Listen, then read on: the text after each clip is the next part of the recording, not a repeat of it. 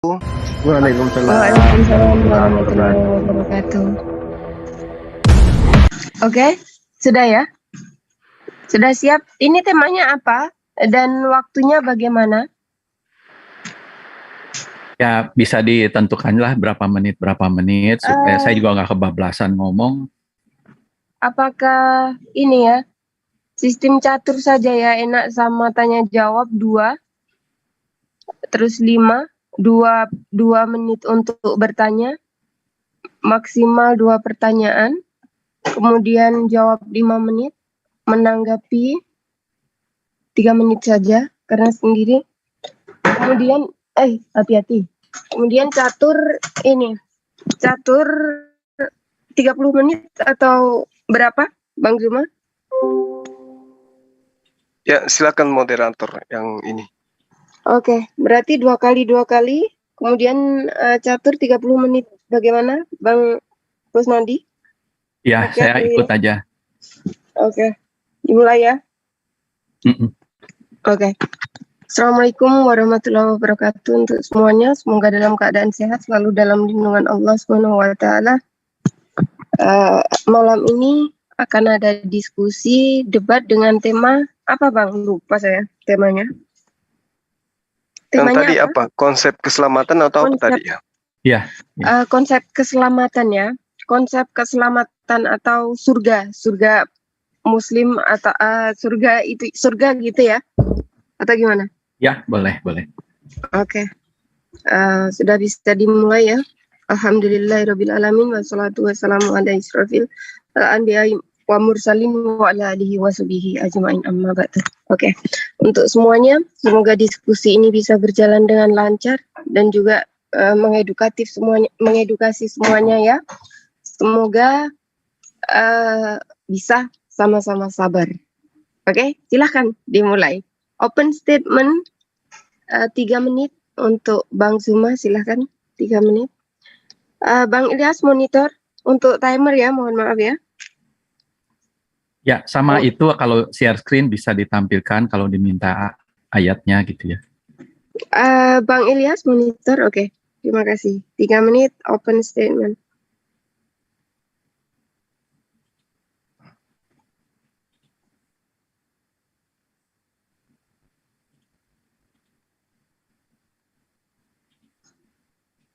Oke. Silakan Bang Zuma. Dimulai. Baik. Bismillahirrahmanirrahim. Assalamualaikum warahmatullahi wabarakatuh. Alhamdulillah, puji syukur kita panjatkan kehadirat Allah Subhanahu wa taala, berkat rahmat hidayah sehingga kita semua bisa kumpul di sini ya. Teman-teman netizen juga bisa menyaksikan di channel-channel yang menyiarkan kegiatan ini. Tema kita pada malam hari ini terkait dengan konsep keselamatan di dalam ajaran agama Islam dan juga di dalam ajaran Kristen. Jadi Al-Quranul Karim kemudian menyatakan bahwa di dalam surah Syura ayat 52 bahwa Al-Quran kemudian dibawa oleh baginda Rasulullah Muhammad SAW sebagai pembimbing, sebagai petunjuk kepada seluruh umat manusia. A'udzubillahi minasyaitonirrajim. Bismillahirrahmanirrahim. Wa katalika auhayna ilaika ruham min amrina ma kunta tadri mal kitab walal iman.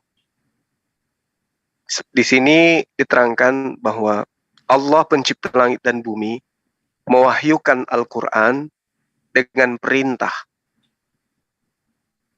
Jadi Rasulullah sebelumnya itu tidak mengenal apa itu Al-Quran, tidak mengenal apa itu Taurat, tidak mengenal apa itu Injil, dan apakah iman itu. Lalu kemudian beliau menerima Al-Quranul Karim, yang mana Al-Quran ini dijadikan sebagai cahaya bagi kehidupan manusia. Al-Quran ini dijadikan sebagai hudan, sebagai petunjuk kepada siapapun yang ingin menjadikan Al-Quran itu sebagai petunjuk. Lalu kemudian Allah tegaskan, engkau wahai Muhammad benar-benar membimbing manusia kepada jalan yang lurus. Jadi konsep keselamatan itu jelas ketika manusia menjadikan Al-Quranul Karim sebagai petunjuk di dalam kehidupan, dalam hubungannya kepada Tuhan dan juga hubungannya kepada sesama manusia. Ini adalah merupakan konsep yang jelas.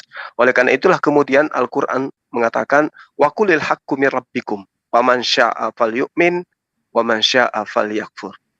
Kebenaran itu telah dijabarkan, kebenaran itu telah diterangkan, kebenaran itu telah datang. Barang siapa yang menghendaki untuk beriman, maka silakan dia mengikuti kebenaran itu, dan barang siapa menghendaki kekufuran, maka biarlah ia kafir meninggalkan petunjuk itu. Petunjuk yang dimaksud di sini adalah Al-Quranul Karim. Jadi kalau ingin selamat, maka ikuti apa yang menjadi acuan Al-Quran. Terima kasih.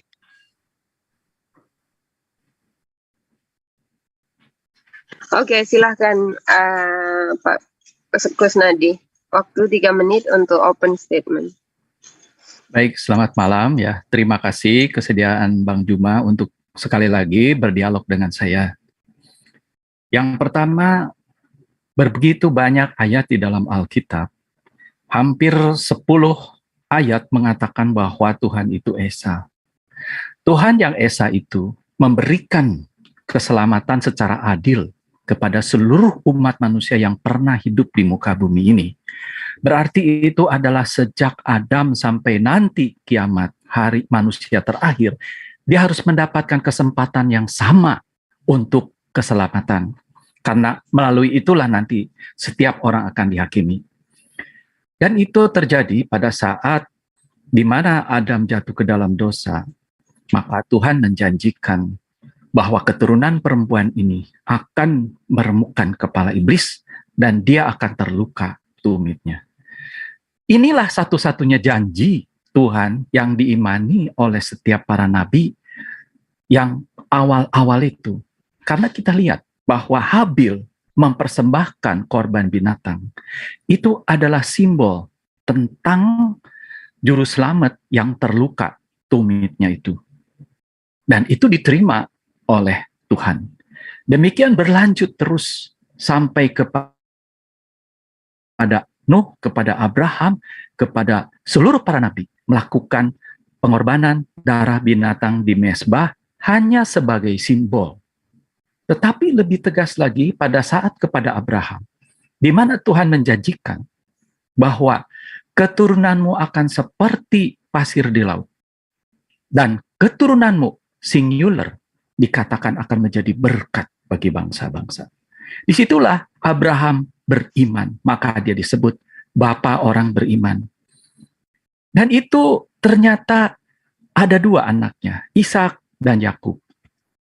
Ternyata Tuhan berfirman yang sama kepada Ishak, di mana dikatakan bahwa keturunanmu akan menjadi berkat bagi bangsa-bangsa.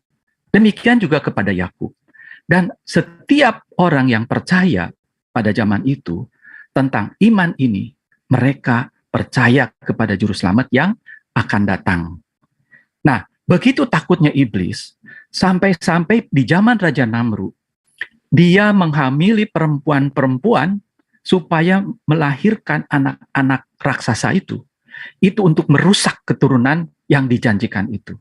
Dan akhirnya, itu semua dimusnahkan di zaman Nuh oleh air bah.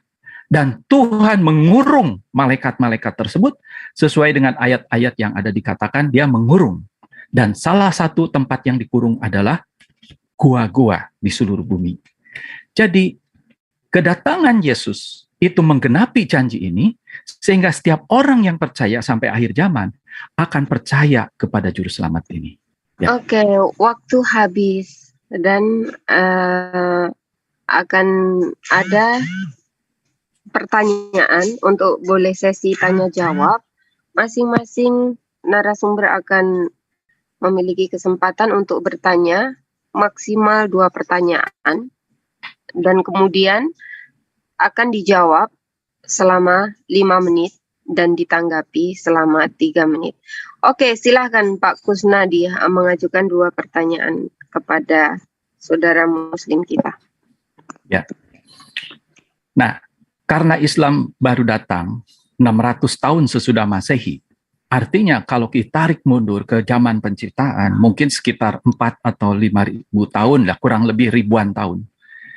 Bagaimana orang-orang sejak penciptaan, termasuk Adam, bisa diselamatkan secara adil, yaitu mereka mendapat kesempatan dan pilihan yang sama dengan orang-orang seperti Anda yang sudah mendapatkan anugerah katanya ya, atau hidayah, sampai nanti kepada akhir zaman, sehingga bisalah dikatakan bahwa Allah itu telah memberikan keadilan kepada seluruh umat manusia yang pernah hidup di muka bumi ini. Jadi, tolong dijawab bagaimana cara dan mekanismenya untuk diselamatkan seperti itu. Itu pertanyaan pertama. Yang kedua adalah, di dalam ayat Quran dikatakan bahwa Adam sudah diterima tobatnya.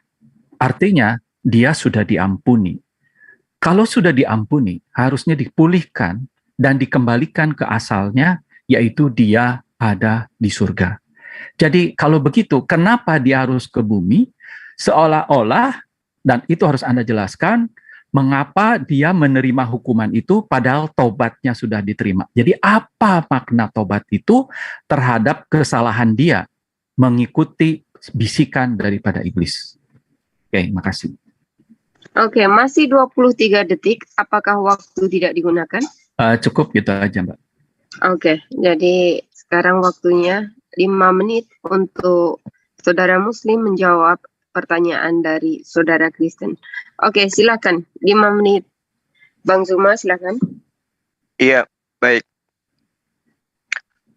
Pertanyaan pertama tadi ini terkait apakah kemudian seluruh nabi itu bagaimana? Kalau Seluruh bisa umat manusia. moderator enggak usah 2 pertanyaan moderator. Oh, oke. Berarti iya. 1 pertanyaan. Oke, mohon maaf. Iya. Nanti next. Karena kecuali waktunya 10 menit. Kalau 5 menit 2 pertanyaan agak ini. Ya, Jadi gini. Pertanyaan yang tadi yang pertama, tapi saya akan jawab yang kedua kalau waktu saya sampai. Apakah seluruh nabi yang diutus oleh Allah itu, ya, seperti apa mereka kemudian menjamin keselamatan kepada pengikutnya? Semua nabi mengajarkan untuk kembali kepada ketaatan. Nabi-nabi terdahulu itu diutus kemudian untuk mengajak kepada kaumnya untuk mengenal Tuhan. Ya, di dalam Al-Qur'anul Karim diterangkan, wa ma arsalna min qablika mir rasulin illa nuhi ilaihi annahu la ilaha illa ana fa'budu. Dan kami tidak mengutus seorang utusan pun sebelum kamu Muhammad, melainkan kami wahyukan kepada mereka bahwasanya tidak ada Tuhan yang berhak disembah melainkan aku. Maka sembahlah aku.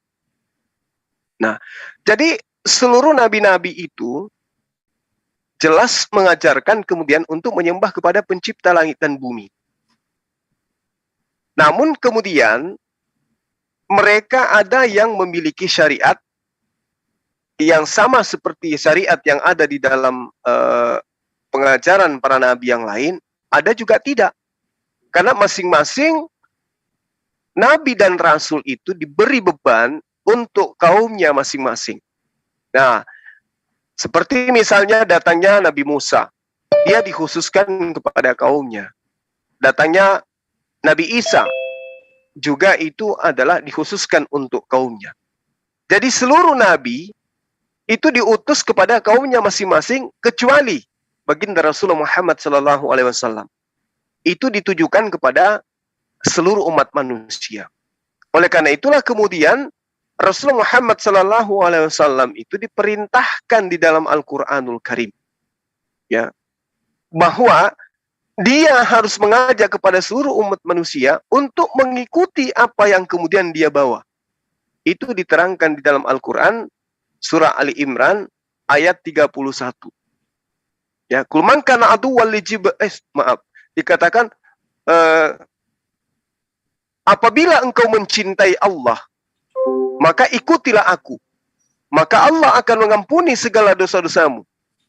Karena Allah itu Maha Pemurah, Maha Pengampun. Ya. Ini jelas. Jadi perintahnya kemudian ikut kepada baginda.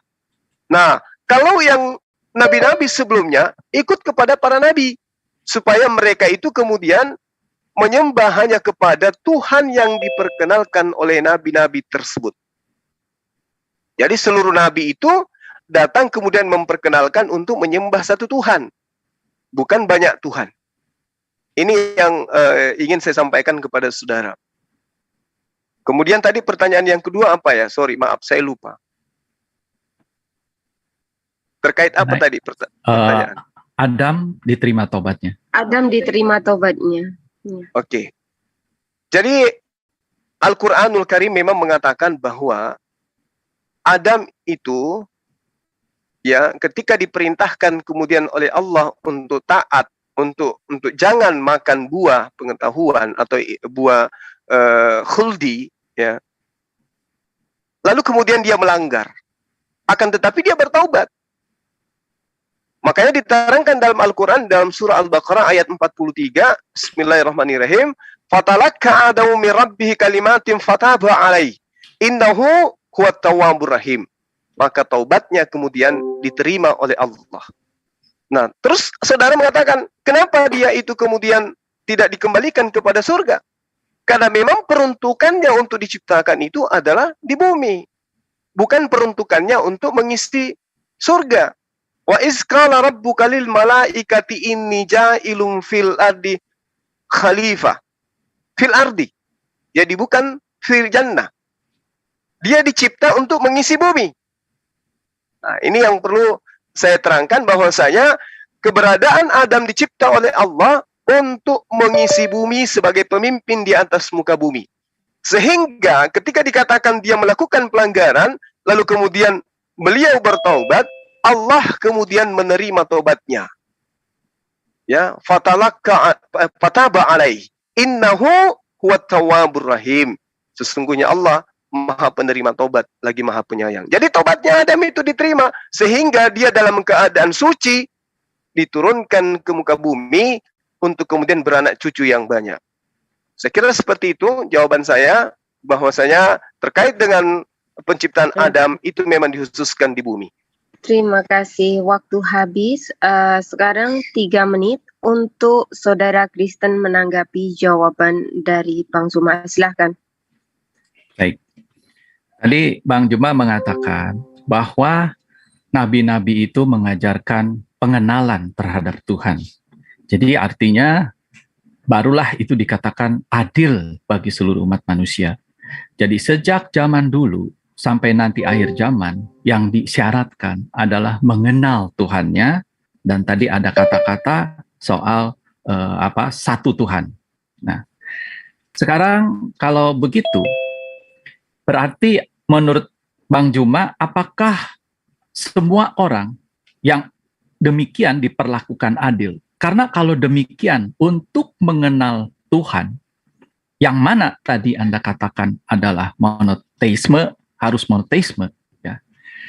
Dan Kristen pun monoteis, tapi ditolak, ya. Tapi ada beberapa pagan yang kita bisa lihat di Wikipedia, bahwa pagan itu tidak seluruhnya politeis. Ada juga pagan yang monoteis, ya, seperti misalnya Baihi dan seterusnya. Nah, pertanyaannya adalah, apakah pagan-pagan yang menyembah satu Tuhan dan mengenal Tuhannya, itu juga diselamatkan masuk surga? Waktunya habis ya? Masih ada, lanjut.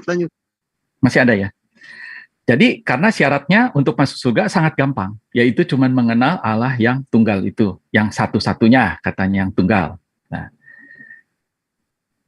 jadi mohon itu dijelaskan ya, karena pertanyaannya kan katanya debatnya cuma satu, ya udah saya itu aja. Kalau begitu pagan-pagan yang monoteisme itu selamat atau tidak? Kalau syaratnya seperti itu. Ya, cukup pertanyaan saya itu aja. Masih ada waktu 1 menit. Apakah tidak digunakan?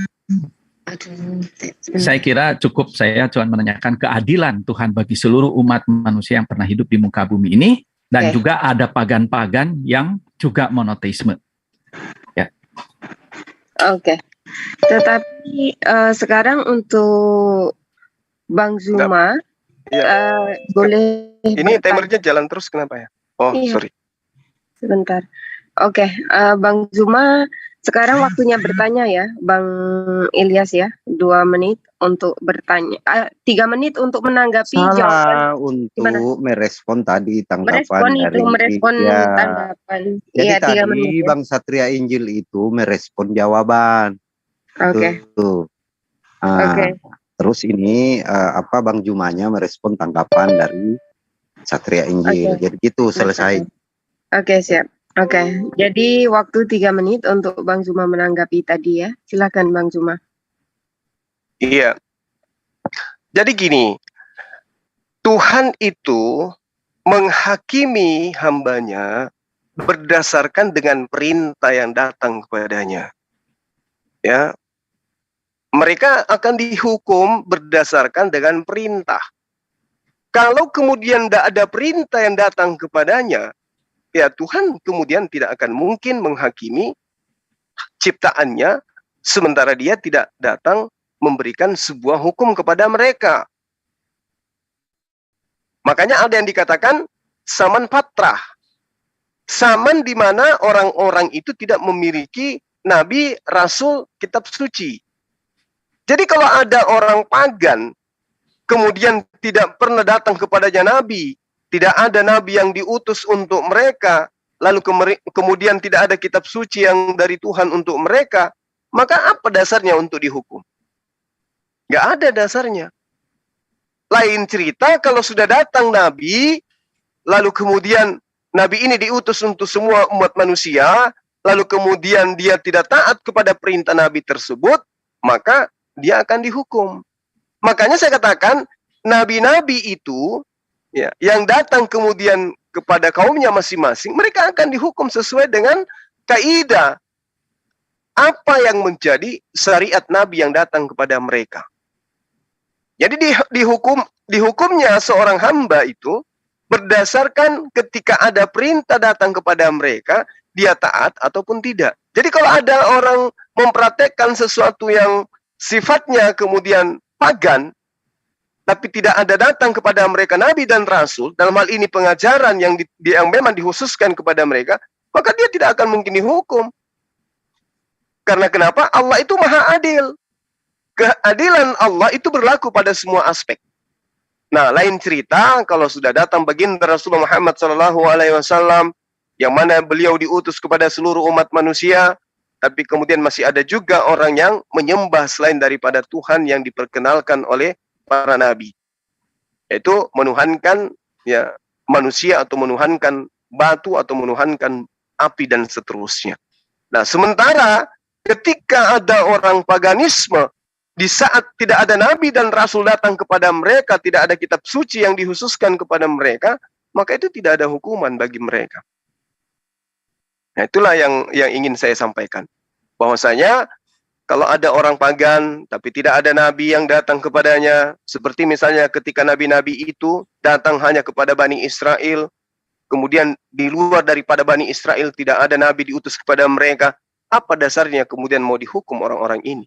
Sementara tidak ada perintah yang datang kepada mereka. Lain cerita kalau ada seruannya, ya ayuhan nas. Nah, itu tidak pernah kita temukan di dalam kitab kita terdahulu seruannya kepada seluruh umat manusia. Demikian.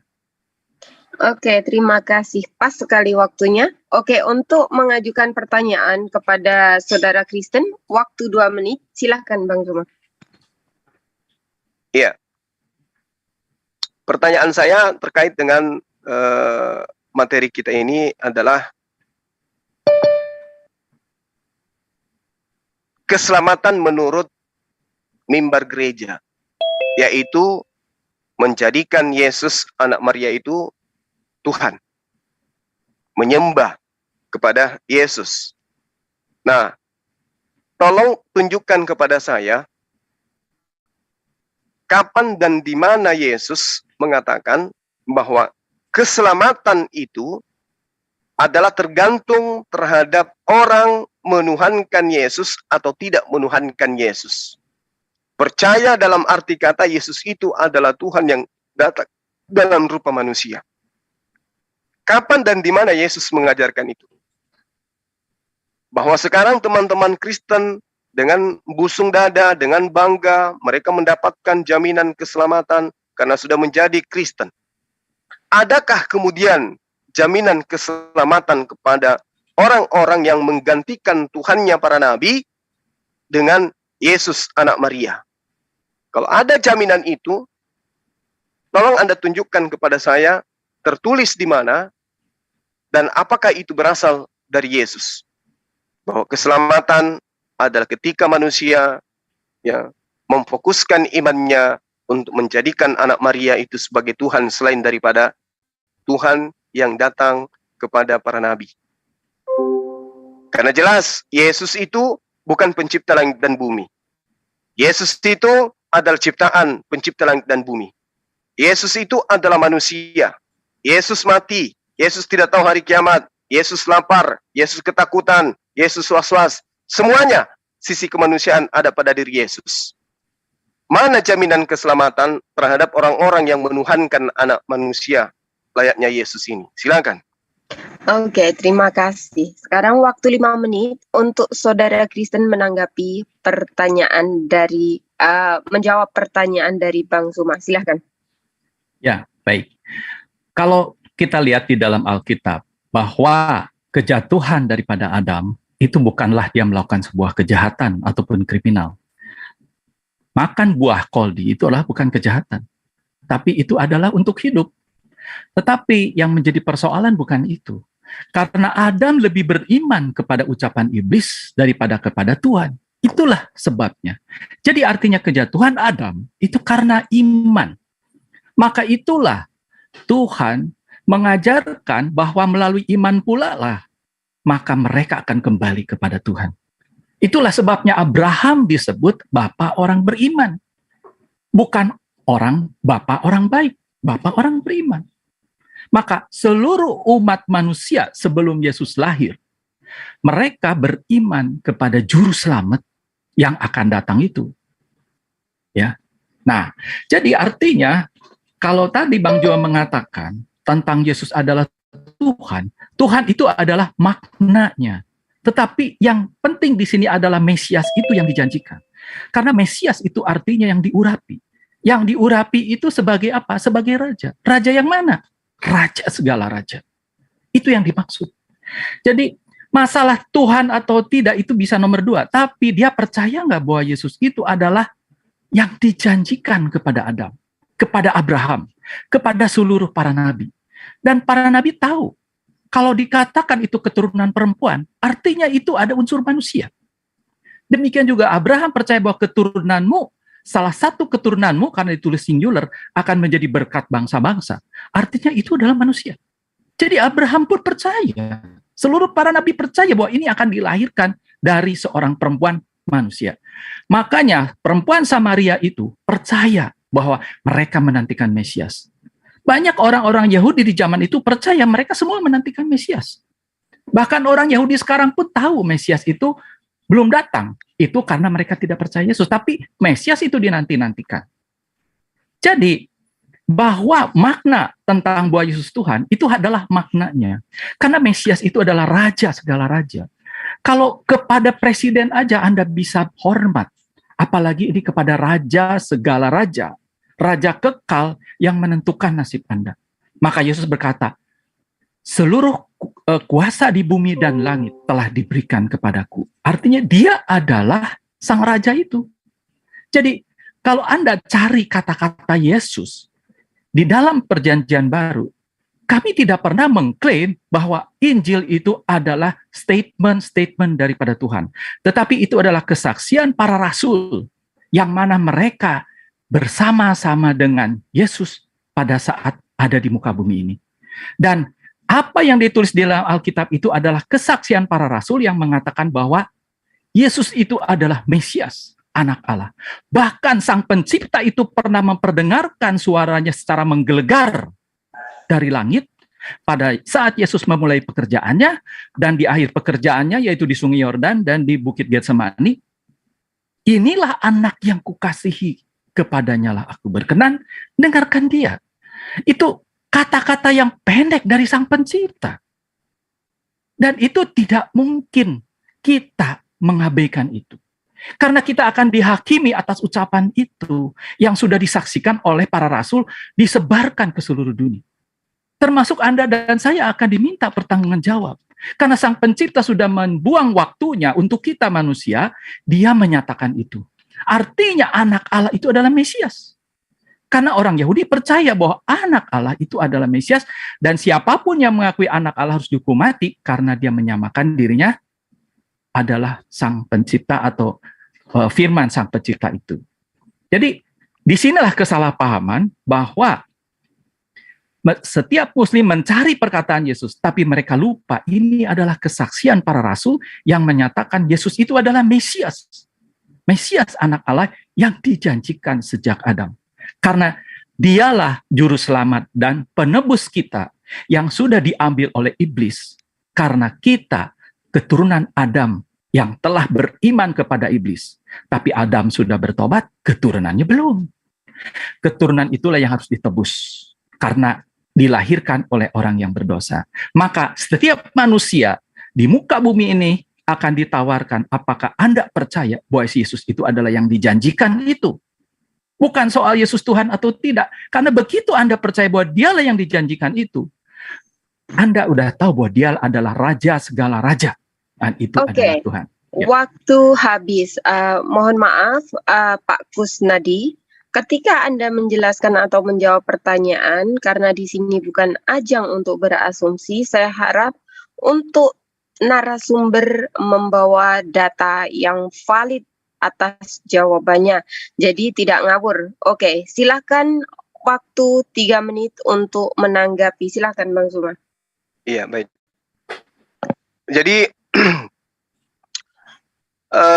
inilah yang saya katakan bahwa iblis itu sudah pensiun. Karena iblis tidak menggoda lagi manusia untuk tidak menyembah kepada Tuhan. Karena ada miliaran manusia yang mempromosikan anak Maria itu adalah Tuhan. Iblis pensiun. Sekarang sudah miliaran manusia mempromosikan untuk tidak menyembah kepada Tuhan pencipta langit dan bumi. Dengan mengambil data-data yang sangat jelas bahwa justru data yang digunakan itu adalah data pembuktian bahwa Yesus itu bukan Tuhan. Kalau dikatakan Yesus adalah Raja segala raja, ini bahasa yang mengenakkan di kuping tapi tidak sesuai dengan fakta yang ada di lapangan. Kuasa katanya diberikan pada dirinya, baik di surga maupun di bumi. Yang memberikan kepada dia siapa? Apakah ibunya? Apakah pamannya? Atau tantenya? Bukan. Yang memberikan kuasa itu adalah Tuhannya. Nah, orang-orang ini ingin menggantikan Tuhannya Yesus dengan Yesus yang hanya diberi kuasa. Matius 28, nomor 18.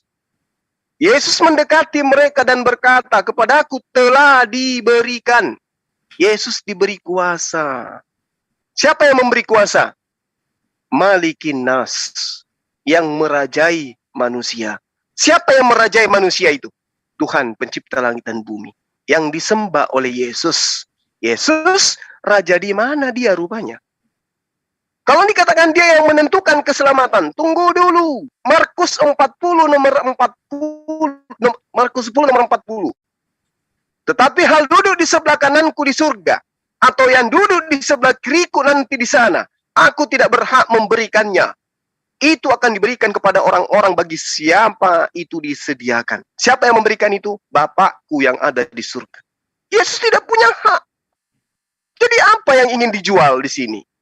Ketika kemudian Yesus dikatakan Raja segala raja, kuasanya adalah kuasa yang diberikan.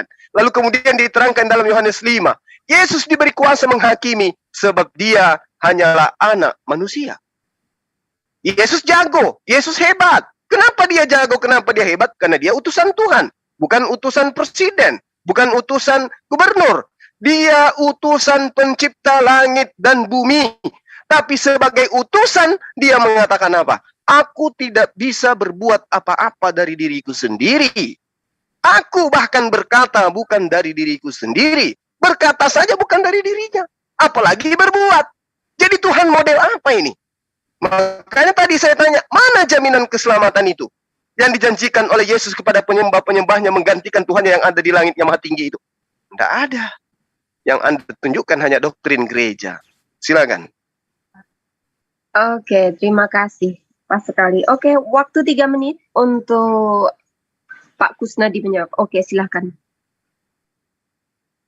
Baik, untuk ayat itu bisa dilihat 1 Yohanes 4 ayat 2, di mana dikatakan, demikianlah kita mengenal roh Allah, setiap roh yang mengaku bahwa Yesus Kristus, artinya Yesus itu Mesias, sebagai manusia berasal dari Allah. Itu aja, tidak ada di situ dikatakan Tuhan, kan? Seperti yang Bang Juma katakan, tapi otomatis Mesias itu adalah Tuhan itu sendiri. Artinya Tuhan adalah penguasa. Ya, saya tidak membantah bahwa Yesus itu adalah utusan, tapi kita tidak bisa berpikiran sempit. Karena utusan itu untuk apa? Anda diutus untuk mengantarkan makanan, bisa. Tapi Yesus diutus untuk misinya, menjadi Mesias seperti yang dijanjikan kepada Adam, kepada Abraham. Supaya tergenapi janji-janji itu. Jadi jaminannya apa? Janji. Namanya juga jaminan, janji. Mana ada jaminan itu sudah ditunjukkan sekarang. Kalau Anda mau lihat, ya nanti. Kalau setelah ajal, Anda baru lihat di situ. Ya. Jadi, kalau dikatakan mimbar gereja, nggak ada. Saya tidak bicara mimbar gereja. Ini bicara kesaksian daripada para rasul yang jelas mengatakan seperti itu. Ya. Jadi, Anda salah paham. Utusan itu bukanlah seorang nabi. Tidak selalu. Karena Yesus itu lebih dari nabi. Dia guru, dia nabi, tapi dia adalah Mesias. Jadi, kalau Anda tidak percaya, kan susah di sini. Apa yang kita tunjukkan itu adalah ayat-ayat Alkitab yang mana tidak bisa kita abaikan. Bahwa dialah Sang Firman yang datang di dalam rupa manusia. Terus apa bedanya? Di mana pencipta itu juga menyatakan diri kepada para nabi, kepada Abraham, dengan memperlihatkan tangan yang menulis, perlihatkan tiang awan, tiang api, rupa malaikat, dan semuanya. Dan juga kepada Abraham. Abraham pun sujud dan mengatakan Adonai kepada rupa manusia yang datang kepadanya, yang ada di Kejadian 18 pasal 1. Ya. Jadi tidak ada keanehan. Kenapa dia harus tinggal bersama-sama manusia?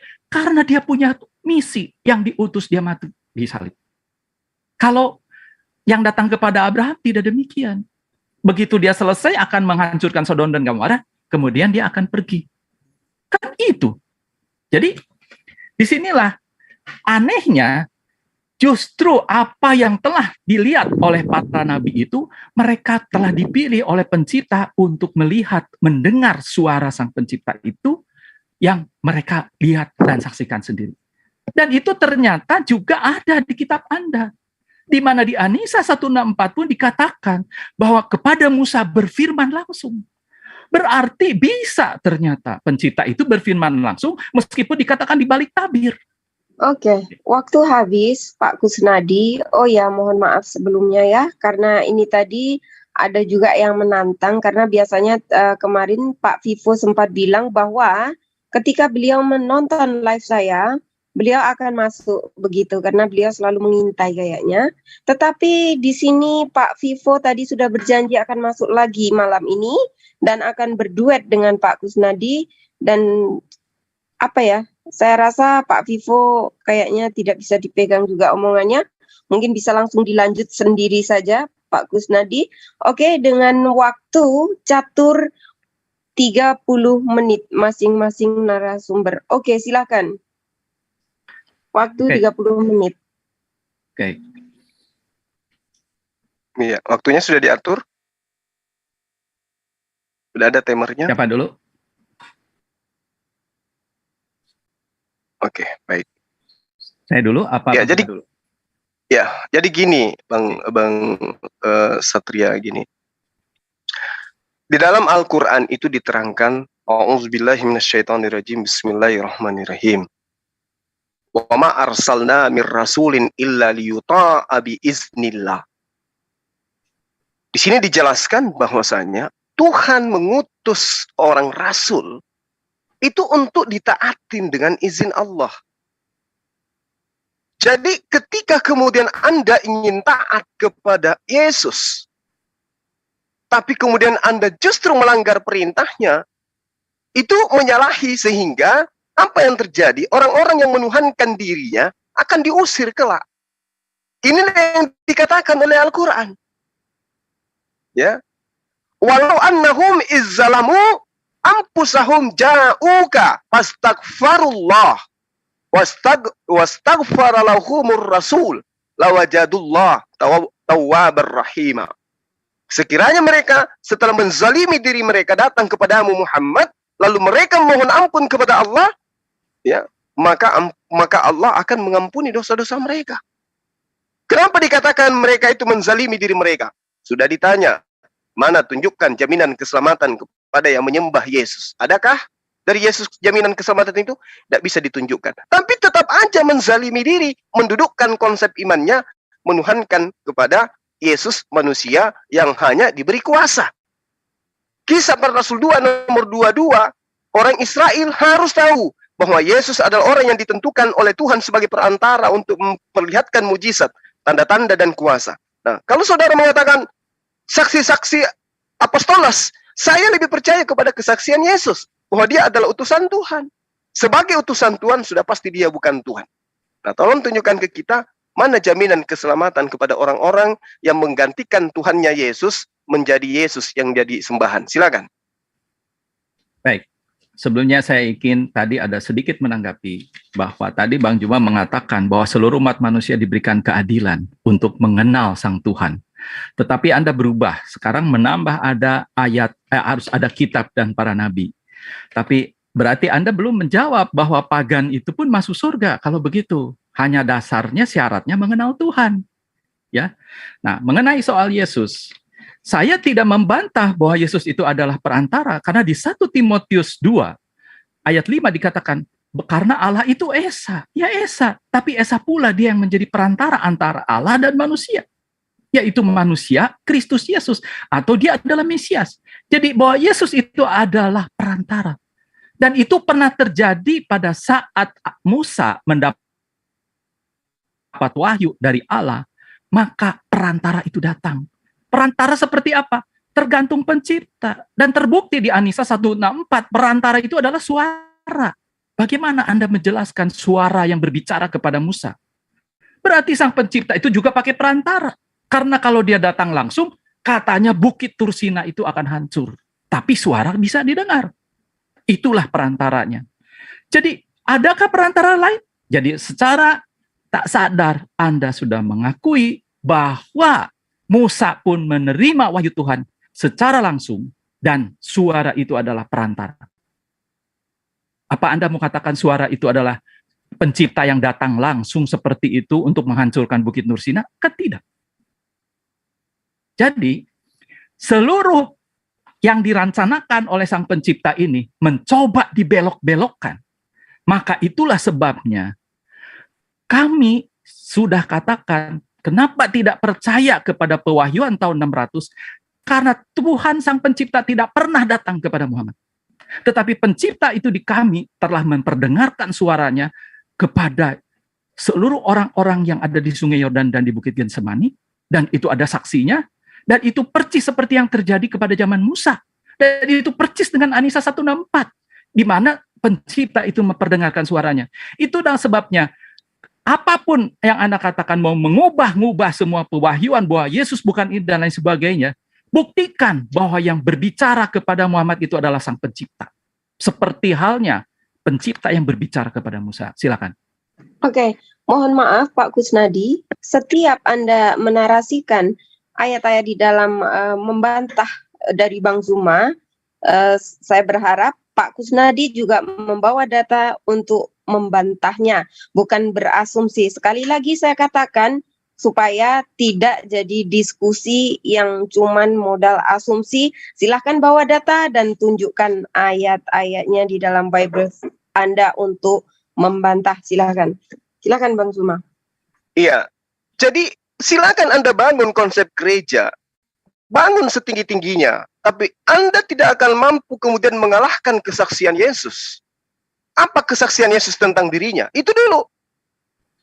Kesaksian Yesus itu apa tentang dirinya? Oleh karena itu ketika saya minta tunjukkan jaminan keselamatan Yesus kepada penyembah-penyembahnya, orang yang menggantikan Tuhannya Yesus yang harusnya disembah, karena Yesus mengatakan dalam Yohanes 4, kami menyembah apa yang kami kenal. Berarti Yesus menyembah. Yesus berdoa. Kepada siapa Yesus berdoa? Kepada Tuhannya. Sekarang Anda menggantikan Tuhannya Yesus menjadi Yesus. Tolong tunjukkan jaminan keselamatan untuk orang-orang ini yang menggantikan Tuhan pencipta langit dan bumi dengan mengangkat Yesus anak manusia yang tidak bisa berbuat apa-apa darinya sendiri sebagai Tuhan pengganti. Sementara yang saya uraikan kepada saudara, Al-Quran sangat jelas mengatakan bahwa keselamatan itu hanya berlaku kepada orang-orang yang taat kepada Allah. Tsumma nunajjir rusulana walladzina amanu kadzalika haqqan alaina nunjil mu'minin. Ini data. Kemudian kami selamatkan utusan-utusan kami. Dan kami selamatkan juga orang-orang beriman. Demikianlah menjadi kewajiban kami untuk menyelamatkan orang-orang yang beriman. Siapa orang beriman ini? Mereka adalah umat Islam. Mereka adalah orang Muslim. Mereka adalah orang mukmin. Mereka adalah orang bertakwa. Ini jaminan akan diselamatkan. Nah sekarang orang-orang Kristen jaminannya mana dari Yesus? Ini yang saya minta. Silakan. Baik. Ternyata jaminan juga janji kan? Seperti saya bilang, bahwa jaminan itu janji. Jadi ke Mbak Josel, ya mungkin karena Bang Juma itu termasuk senior, jadi kan saya tidak membicarakan, dia tahu ayat-ayat itu ada gitu. Kalau nanti minta boleh saya tunjukkan. Mohon maaf Pak Kusnadi, debat Anda bukan dengan saya, tetapi dengan Bang Zuma. Tetapi saya bilang, ketika Anda bukan berarti Bang Zuma ini debater senior kita, atau orang yang kita jadikan guru ya buat kita semua sebagai Muslim. Tetapi di sini wajib juga untuk Pak Kusnadi membawa data supaya tidak cuman sekedar asumsi. Kenapa saya bilang harus membawa data? Karena di sini disaksikan oleh ribuan orang supaya tidak ambigu menjawab pertanyaan atau menyanggah pertanyaan dari Bang Zuma. Oke, silahkan. Ya, memang saya berdialognya dengan Bang Juma, tapi Bang Juma nggak minta ayat, ya. Kalau minta ayat nanti saya kasih. Markus 16 ayat 16 kan dikatakan bahwa siapa yang percaya dan dibaptis dia akan diselamatkan, tetapi yang tidak percaya akan dihukum. Dihukum itu bukan di bumi, dihukum nanti di akhirat. Kan itu ada janjinya. Sama juga, janji keselamatan itu ada, ya. Nah, kalau dikatakan bahwa Yesus berdoa, tapi tidak ada dikatakan dia menyembah. Karena berdoa definisinya berkomunikasi. Terus what's wrong gitu kalau berkomunikasi? Ya kan? Karena dia sedang dalam rupa manusia. Dan rupa manusia itu terjadi kok di abad-abad sebelumnya. Kenapa Anda tidak bisa menjelaskan juga bahwa ternyata perantara itu juga ada dan bukan malaikat yang ada di dalam Quran? Karena jelas di An-Nisa 164 dikatakan bahwa kepada Musa berfirman langsung. Jadi dialah perantara itu. Apa bedanya? Jadi kalau Sang Pencipta sudah memperdengarkan suaranya kepada rasul-rasul, rasul-rasul itu udah setara seperti Musa. Karena dipilih Tuhan untuk mendengar suara Sang Pencipta itu. Tapi Anda tidak bisa membuktikan bahwa apa yang Anda terima itu dari Sang Pencipta. Kalau Musa, iya. Pencipta itu mengaku kepada Musa, akulah Allah dan sembahlah aku. Yes, kepada Musa. Mana yang kepada Muhammad? Tidak ada. Jadi bagaimana mungkin sekarang bahwa seluruh pewahyuan yang sudah berlangsung ribuan tahun, kemudian tahun 600 tiba-tiba dirubah, dan Sang Pencipta tidak mungkin salah dengan mengatasnamakan Sang Pencipta. Tetapi faktanya, tidak ada satu kali pun selama 22 tahun Sang Pencipta itu menyatakan diri kepada Muhammad. Padahal jelas di Bilangan 12 ayat 6 itu Tuhan menyatakan bahwa kepada Nabi dia akan menyatakan diri. Apa itu penglihatan, apa penampakan. Tapi kepada Muhammad tidak. Apakah dia seorang nabi? Berdasarkan Torah yang ditulis oleh Tuhan melalui Musa, berarti bukanlah dia nabi. Dari sini nanti kita akan bahas kalau lebih mau detail. Jadi artinya, apa yang Anda katakan tidak berdasar sama sekali, Bang Juma. Mohon maaf. Karena faktanya memang begitu, silakan. Oke.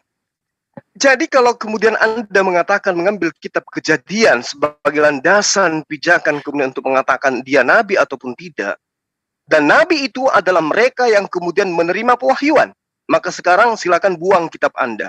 Kenapa? Karena penulis-penulis kitab Anda tidak pernah melihat Tuhan. Tapi tulisannya Anda anggap sebagai firman Tuhan. Itu yang perlu Anda pahami. Camkan dan catat itu. Kemudian, ketika Anda menjadikan kitab Kejadian, ya, bahwa Tuhan mengatakan, jika di tengahmu ada seorang nabi, maka aku Tuhan akan menyatakan diri kepada dia melalui penglihatan. Penglihatan siapa? Penglihatan sang nabi. Bukan penglihatan tetangga. Bukan penglihatan murid-murid. Tapi penglihatan sang nabi. Penglihatan artinya penglihatan yang dimaksud di sini bukan memplototi sang pencipta, tetapi adalah tanda-tanda dan mukjizat yang diberikan kepadanya. Lalu aku akan berbicara kepadanya melalui mimpi. Yang tahu tentang mimpi seseorang hanyalah orang tersebut. Makanya Al-Quran sepenuhnya 100% berasal dari baginda Rasul Muhammad SAW. Berdasarkan pewahyuan. Entah itu dari mimpi, entah itu dari pernyataan-pernyataan Tuhan, melalui apa? Melalui penglihatan baginda Rasul Muhammad SAW. Hanya dia yang tahu. Ini yang diterangkan dalam kitab Kejadian. Nah sekarang penulis kitabmu, sementara dalam Kisah Para Rasul 13, Paulus itu dianggap sebagai nabi. Lalu kalau mereka bukan nabi, si Lukas bukan nabi, Paulus bukan nabi, Markus bukan nabi, terus tulisannya itu apa? Wartawan lepas gitu. Ya. Jadi Anda belum menunjukkan kepada kita bagaimana jaminan Yesus, keselamatan yang diberikan kepada yang menyembah dia itu mana? Tunjukkan kepada kita. Kita nggak melihat. Mana jaminan Yesus kepada orang-orang yang mentuhankan dirinya, menggantikan Tuhannya Yesus dengan dirinya? Ada enggak? Kalau Anda mengatakan bahwasanya Yesus itu bukan hamba Tuhan, berdoa bukan karena dia hamba, baca kitab Anda. Kisah Para Rasul bab 3 nomor 13. Ya, di situ dikatakan Allah Abraham, Ishak dan Yakub, ilah nenek moyang kita telah memuliakan hambanya, yaitu Yesus Kristus. Coba kamu tunjukkan kepada kita dalil menyembah hamba Tuhan ada jaminan keselamatan padanya. Kalau percaya kepada Yesus, saya lebih percaya kepada Yesus dari Bang Kusnadi. Justru Bang Kusnadi ini nggak percaya kepada Yesus. Kalau Abang percaya kepada Yesus, tidak mungkin menjadi Kristen. Mustahil. Kalau Anda percaya kepada Yesus. Yang Anda percaya adalah orang-orang yang menulis kitab Anda dan Anda katakan rasul. Padahal Nabi pun kagak. Kok bisa jadi rasul? Nah itu dia. Jadi kalau Anda mengatakan Nabi itu harus Tuhan datang kepada dia, harus dia datang kepada Tuhan itu sendiri. Ingat, di dalam keluaran 33 ya, kalau nggak salah nomor 20. Tidak ada manusia yang bisa melihat Tuhan. Musa manusia, nggak mungkin dia melihat Tuhan. Tapi Tuhan memberikan penglihatan khusus kepada Musa, karena dia adalah nabi, karena dia adalah utusannya. Yang mana penglihatan itu tidak diberikan kepada setiap manusia. Hanya orang-orang khusus sama seperti Yesus. Itu yang perlu Anda pahami. Tunjukkan jaminan keselamatan kepada orang yang menyembah hamba Tuhan. Silakan. Anda salah baca ya. Di Bilangan 12 ayat 6 itu kepada nabi dia akan menyatakan diri. Jangan lupa Paulus itu bukan nabi, itu rasul. Baca Kisah Para Rasul 13 nomor 1. Iya, tidak pernah Paulus itu diangkat sebagai nabi. Nabi itu sudah berhenti dengan diangkatnya Yohanes Pembaptis. Ya, semua murid-murid Yesus itu bukan nabi. Apalagi Anda katakan penulis-penulis itu nabi. Anda salah paham dengan ayat itu. Yang namanya nabi yang Anda akui itu Muhammad, mana buktinya, mana saksinya? Tidak ada. Sedangkan selama 22 tahun tidak pernah menyatakan diri. Kan luar biasa ini. Ini dari mana gitu? Penglihatan itu jelas harus dari Sang Pencipta, karena Sang Pencipta mengatakan seperti itu. Haruslah dia angkat. Ini yang angkat makhluk yang tidak jelas. Siapa? Apalagi meminta petunjuk di dalam gua-gua. Yang mana tadi saya sudah cerahkan bahwa ternyata malaikat-malaikat durhaka itu menghamili perempuan-perempuan dan sekarang dikurung di gua-gua. Dan nabimu meminta petunjuk kepada seseorang atau kepada sang pencipta yang disangkanya pencipta yang ada di gua-gua. Ya jelaslah yang datang adalah malaikat terkutuk. Itu bisa dibaca di 2 Petrus 2 ayat 4. Karena di dalamnya ada malaikat terkutuk di situ. Jadi terus kemudian mengatakan bahwa seluruh apa yang telah direncanakan Tuhan dengan Mesias sejak penciptaan sampai akhir zaman dirubah-rubah, bahwa itu salah. Itu dari mana? Karena Pak, karena Anda tidak bisa menunjukkan sang pencipta berbicara kepada Muhammad. Terus bagaimana orang-orang mau percaya? Orang-orang yang berpikir waras harusnya mencari itu. Ini suatu hal yang penting, sesuatu yang pernah dinyatakan, di mana dulu Tuhan memilih orang-orang, nggak semua orang ya, dia memilih orang-orang tertentu untuk dia bisa melihat dirinya, ataupun suaranya, itu nggak sembarangan. Dan ternyata karena satu-satunya yang mengaku nabi tetapi tidak pernah mendapat pernyataan dari sang pencipta, hanya Muhammad. Maka mencoba mendefinisikan ulang bahwa Tuhan itu nggak bisa dilihat, Tuhan itu nggak bisa didengar. Secara umum memang tidak bisa karena itu keputusannya dari Tuhan sendiri. Tapi Tuhan memilih orang-orang untuk bisa melihat. Kalau di dalam kitab Anda mendefinisikan ulang bahwa Musa tidak bisa melihat wujudnya, itu hanya ada di Al-A'raf 143 adalah mencoba mendefinisikan ulang. Tetapi kalau Anda baca di Keluaran 23 sampai ke 33, di situ dikatakan Musa ingin melihat wajahnya, ingin melihat kemuliaan, tetapi sang pencipta dia katakan tidak bisa melihat wajahku, tidak akan tahan, tetapi mengizinkan untuk melihat belakangnya. Makanya itu terjadi. Silakan baca di Keluaran 23 ayat 33.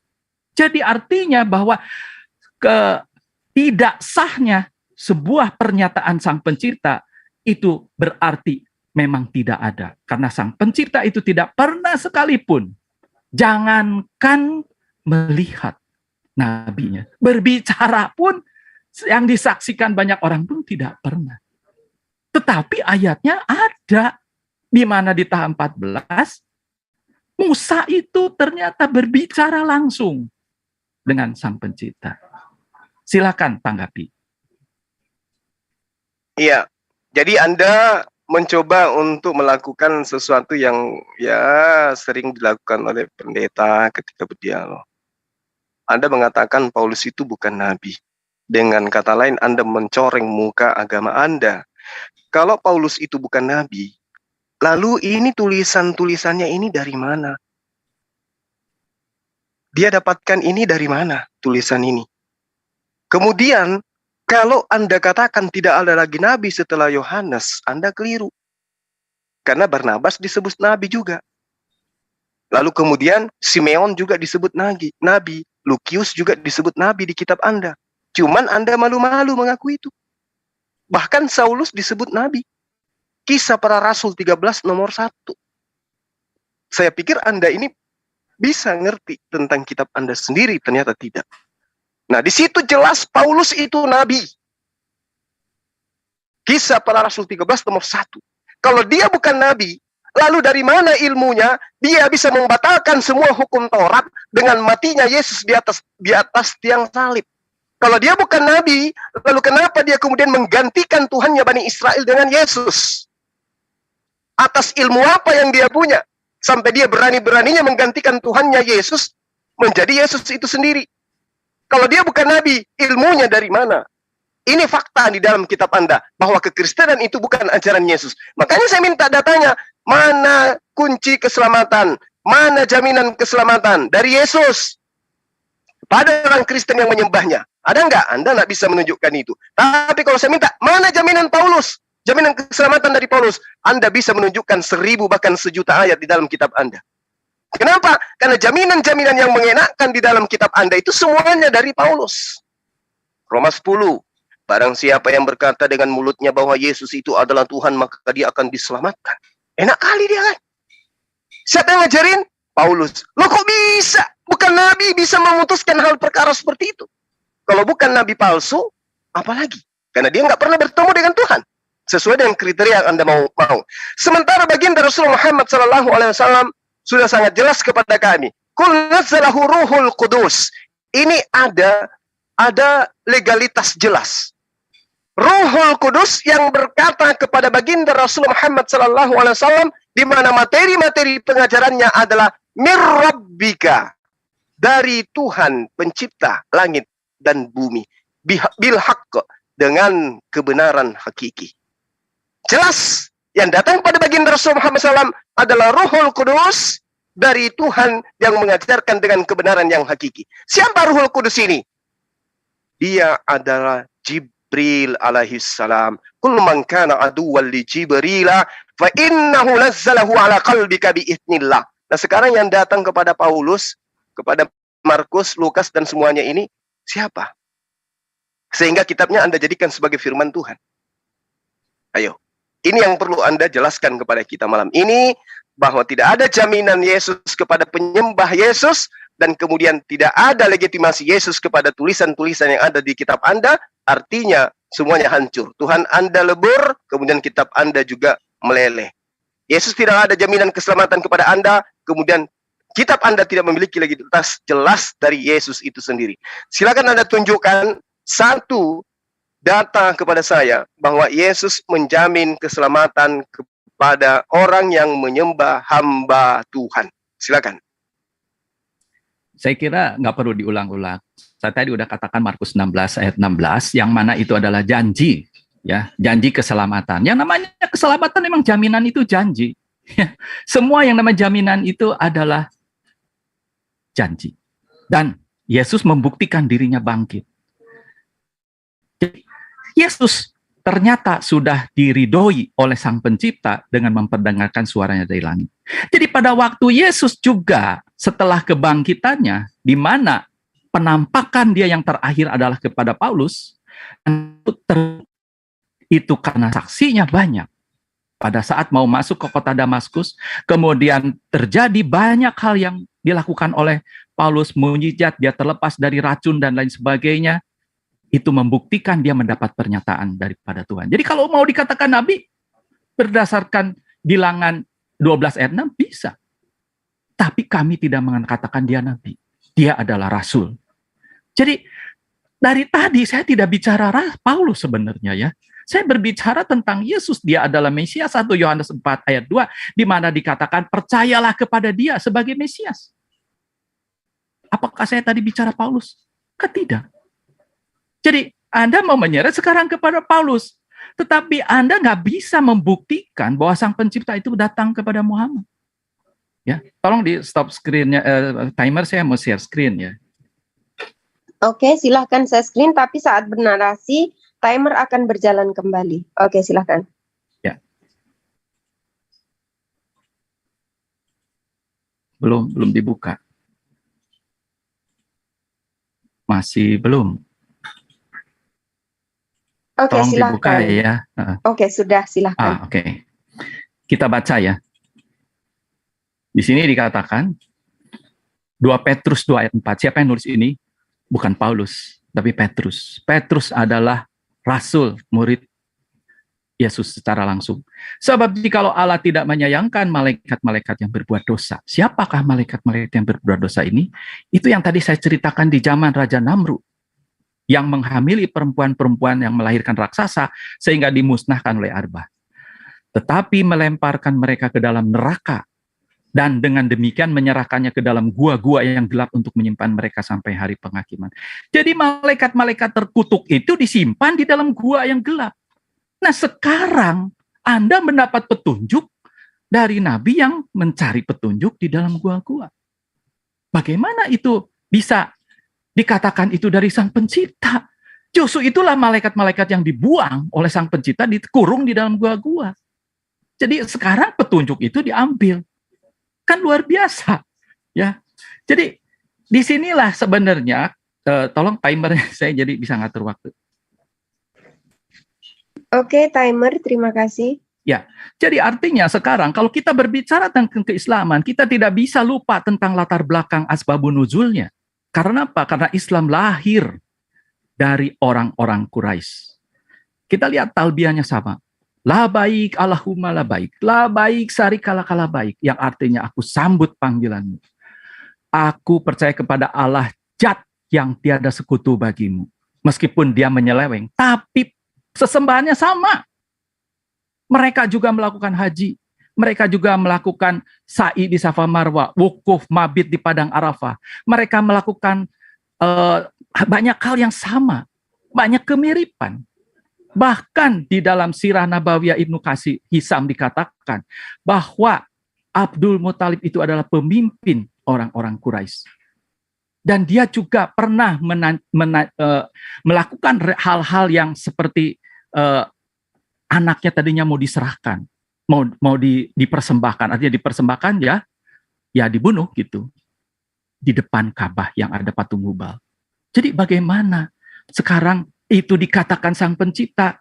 Karena Sang Pencipta itu tidak pernah membuat hal-hal yang seperti itu, mencoba dikait-kaitkan dengan Abraham, tetapi fakta yang menjadi PR Anda adalah berasal daripada suku Quraisy. Jadi inilah legalitas daripada bagaimana wahyu-wahyu yang diturunkan untuk mengubah jalannya penyelamatan Sang Pencipta sampai kepada akhir zaman. Silakan ditanggapi untuk hal ini. Buktikan bahwa dia berbicara dengan Muhammad. Silakan. Iya, baik. Jadi kalau Anda kemudian mengatakan bahwasanya 2 Petrus 2 nomor 4 itu adalah firman Tuhan, lagi-lagi Anda akan ketabrak, berarti mereka ini semua adalah nabi. Tapi sayang, namanya kelicikan itu tidak akan pernah bisa lolos untuk selama-lamanya. Karena di terjemahan lama, ya, di situ tidak dikatakan dilemparkan ke dalam gua, tetapi dirantai mereka ke dalam rantai kegelapan.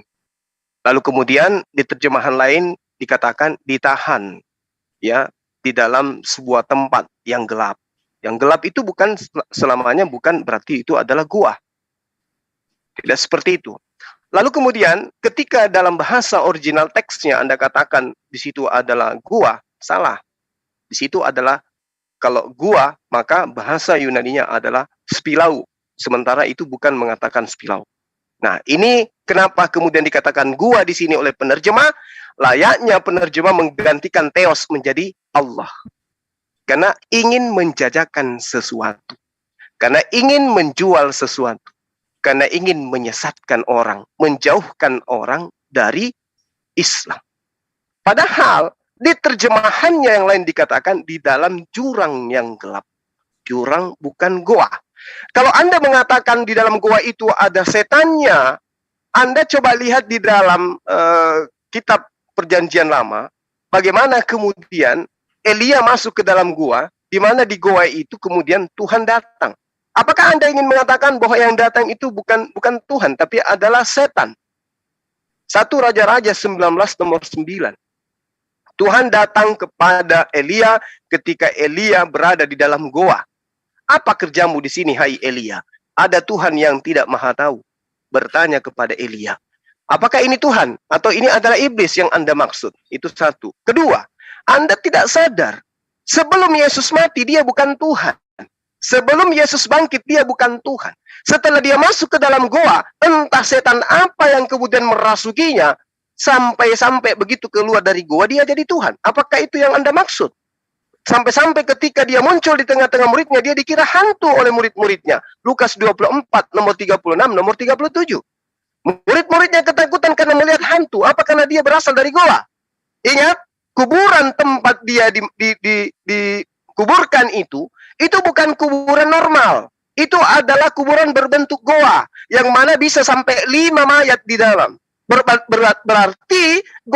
Berarti kuburan ini adalah goa yang kemudian ditempati untuk menyimpan mayat. Kata Anda 2 Petrus 2 nomor 4, siapa yang masuk ke dalam goa, bertapa di dalam, Yesus nggak bertapa lagi dia. Mayatnya dimasukkan.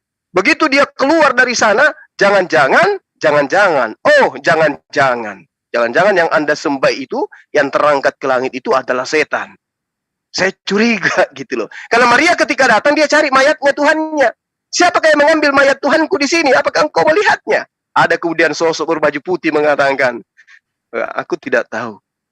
Ini siapa ini yang Anda sembah? Jangan-jangan saya curiga Yesus yang Anda sembah itu adalah setan. Anda yang mengatakan loh, 2 Petrus 2 nomor 4. Nah, kembali kepada pertanyaan saya tadi. Kalau Anda mengatakan bahwa Markus 16 nomor 16, Bung, Di sini yang dikatakan yang percaya. Percaya apa? Apakah percaya hamba Tuhan itu adalah Tuhan? Tidak. Percaya bahwa Yesus itu adalah utusan Tuhan.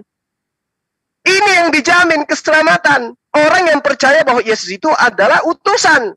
Barang siapa yang percaya kepada aku, maka dia akan melakukan juga pekerjaan yang aku lakukan. Kalau pekerjaan Tuhan mau dilakukan oleh manusia, tidak mungkin. Tapi kalau pekerjaan manusia mau dilakukan, itu udah bisa. Yesus mengatakan, Yohanes 14 nomor 12, jika kau percaya kepada aku, kau akan melakukan pekerjaan yang aku lakukan. Berarti Yesus ini bukan Tuhan. Dia jadi Tuhan ketika dia keluar dari goa. Sesuai dengan 2 Petrus 2 nomor 4. Siapa yang ada di dalam goa? Setan katanya. Keluar dari goa, jadi Tuhan. Nah, coba Anda pikirkan. Sekarang saya tanya kepada saudara, mana jaminan keselamatan Yesus kepada orang yang menuhankan dirinya? Yang Markus 16:16 ini bukan percaya sehingga dia dituhankan, tapi percaya bahwa Yesus itu adalah utusan Tuhan. Silakan. Sekarang gini, memang ayatnya mengatakan kan di tempat yang gelap. Tadi kan saya katakan sebagian disimpan di dalam tempat gua-gua, salah satunya gua-gua. Karena gua-gua itu adalah tempat yang memang gelap. Ya, dia tidak terkena matahari bahkan, ya. Jadi artinya bahwa itu adalah gua-gua supaya jelas. Kalau sekarang nggak dijelasin mana? Lobang pun yang di bawah bumi itu adalah tempat gelap. Di bawah dasar laut pun gelap. Jadi gua-gua itu hanya salah satu. Dan jangan lupa, yang bertahanut itu siapa? Tahanut itu sebenarnya adalah kebiasaan orang-orang Quraisy. Ya, salah satunya Zaid bin Nufail pun juga nginepnya di goa-goa di situ. Kemudian barulah Muhammad ikut di situ. Bertahanut. Sekarang Elia, apakah dia bertahanut di goa? Anda mau tidur di goa nggak apa-apa, asal Anda jangan minta petunjuk, jangan minta bertapa di dalamnya. Tidak ada nabi-nabi sebelumnya yang meminta petunjuk di dalam goa. Ingat itu. Kalau mereka masuk ke goa, ya nggak masalah, ya. Tapi begitu minta tunjuk, maka dia kasih itu malaikat durhakanya. Tapi kalau manusia itu tidak minta petunjuk, dia diam, tenang aja gitu ya. Tunggu sampai dia minta petunjuk, barulah kasih wangsit, ya kan? Berarti dia minta. Jadi kalau dia kasih tanpa diminta, dia akan diketok palunya oleh Sang Pencipta. Orang dia dikurung kok di situ. Tapi kalau minta petunjuk kan nanti dia akan mengatakan, lah dia minta petunjuk, ya saya kasih, nggak salah dong. Nah itu jawabannya. Tidak ada nabi-nabi yang minta petunjuk bertahan di dalam goa.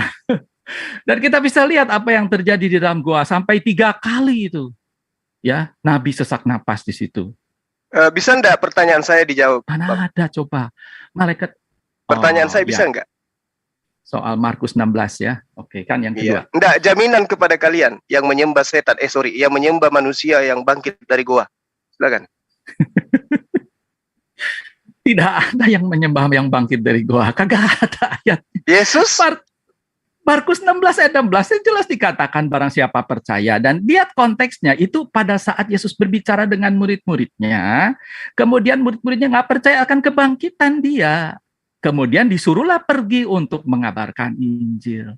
Barang siapa yang percaya bahwa dia adalah Mesias yang bangkit itu, yang dijanjikan kepada Adam itu, maka dia akan diselamatkan. Tetapi kalau nggak percaya gimana?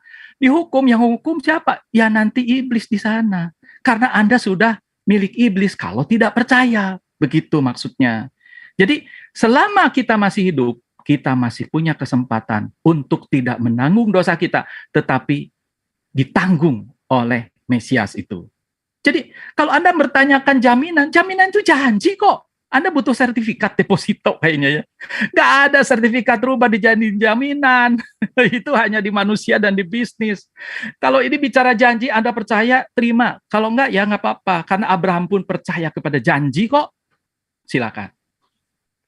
Iya, jadi nggak ada jaminan ya. Karena yang dikatakan di Markus 16 itu adalah yang percaya bahwa Yesus itu adalah utusan Tuhan. Nah, ketika Anda menghujat kemudian dengan mengatakan Rasulullah datang meminta, Anda harusnya menunjukkan data bahwa bahwa Rasulullah Muhammad SAW datang ke dalam gua itu kemudian untuk meminta-minta, sehingga datang kemudian setan kepadanya. Anda tunjukkan datanya. bahwa kedatangan dia ke situ untuk meminta atau untuk bertapa. Itu yang perlu.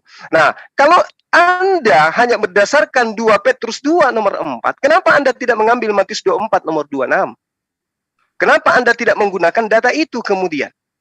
Di mana nabi palsu itu dikatakan oleh kitab Anda sendiri, dia mengaku bertemu dengan Mesias di padang gurun.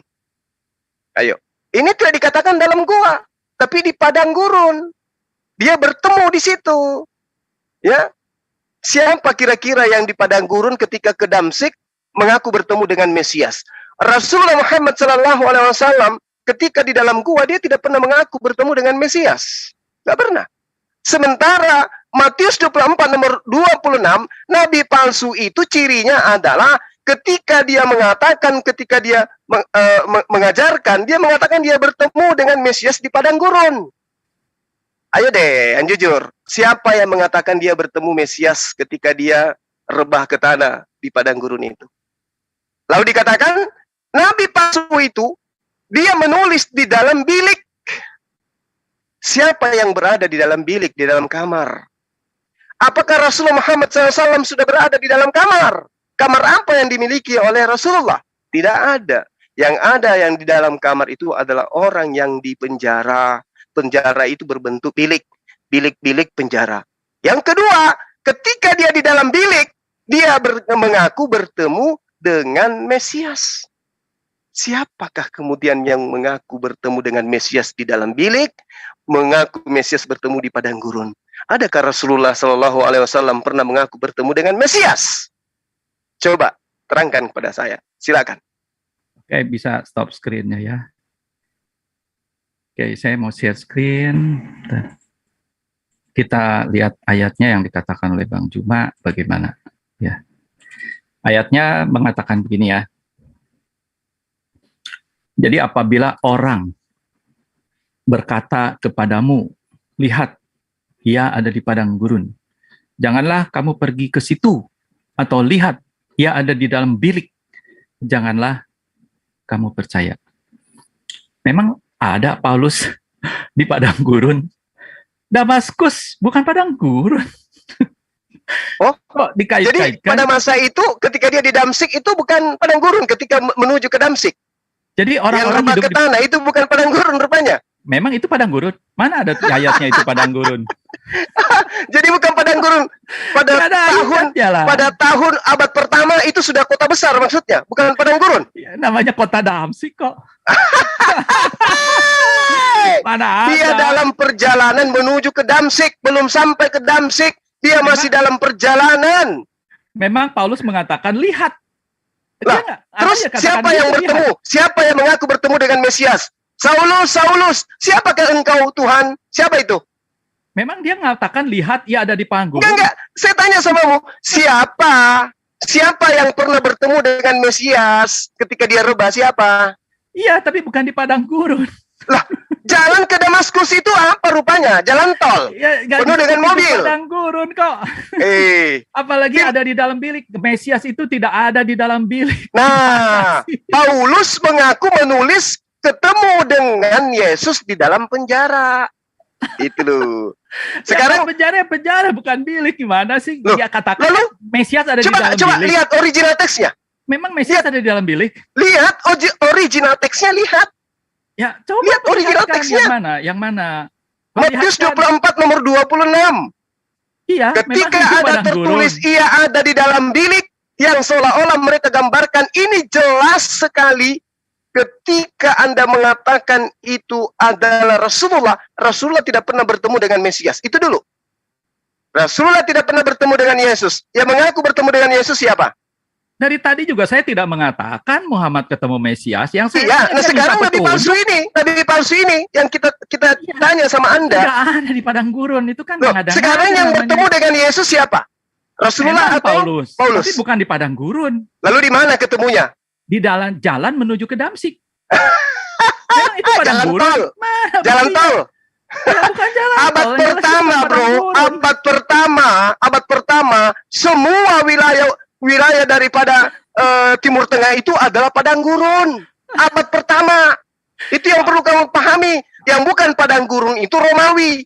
Apalagi Itu yang dikatakan bukan. Mesias ada di dalam bilik. Aduh, itu lelucon dari mana Ini itu? dia menulis bertemu dengan siapa di dalam bilik di penjara? Ya, dia katakan Yesus dalam perjalanan ke Damsik. Enggak, ketika dia di penjara dia menulis surat tidak? Apa dia dikatakan lihat? Suruh orang lihat? Enggak. Lihat ayatnya. Ketika Lihat, dia ada di kemudian padang dia gurun. menulis surat di dalam penjara, apakah dia mengaku menerima wahyu atau tidak? Sekarang gimana ya, Kama?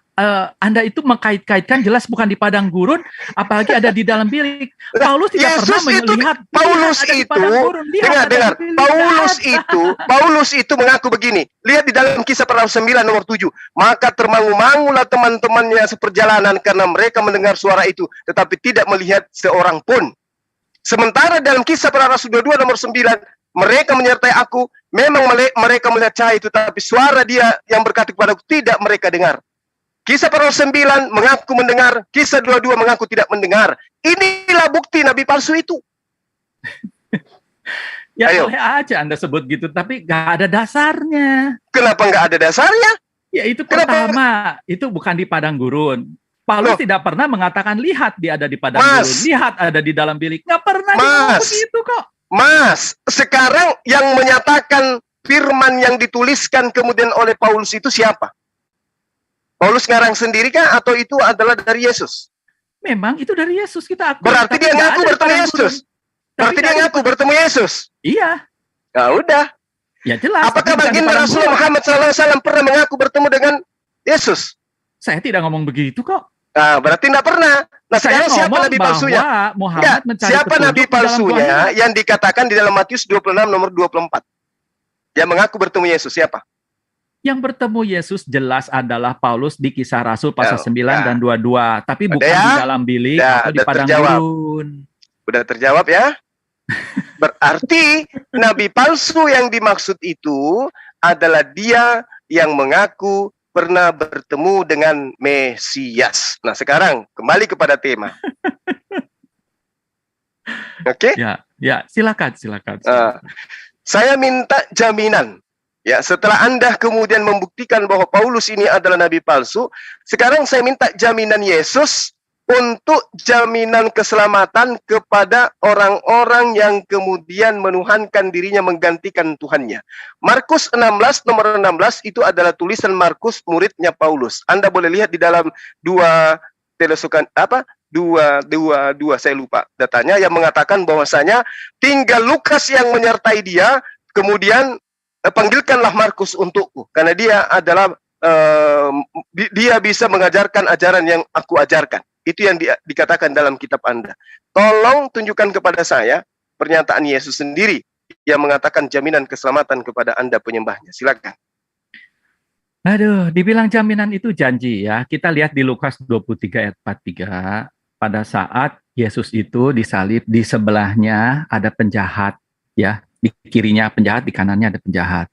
Salah satu penjahat dia percaya ya. Ingatlah akan aku pada saat engkau artinya ke surga gitu. Apa yang dikatakan oleh Yesus? Aku berkata kepadamu, sesungguhnya hari ini juga engkau akan ada bersama-sama dengan aku di dalam Firdaus. Itu yang buktinya dia percaya Mesias. Pada saat itu, detik itu juga diselamatkan. Itu detik kematiannya. Tapi kalau orang yang masih hidup diberikan jaminan. Kenapa?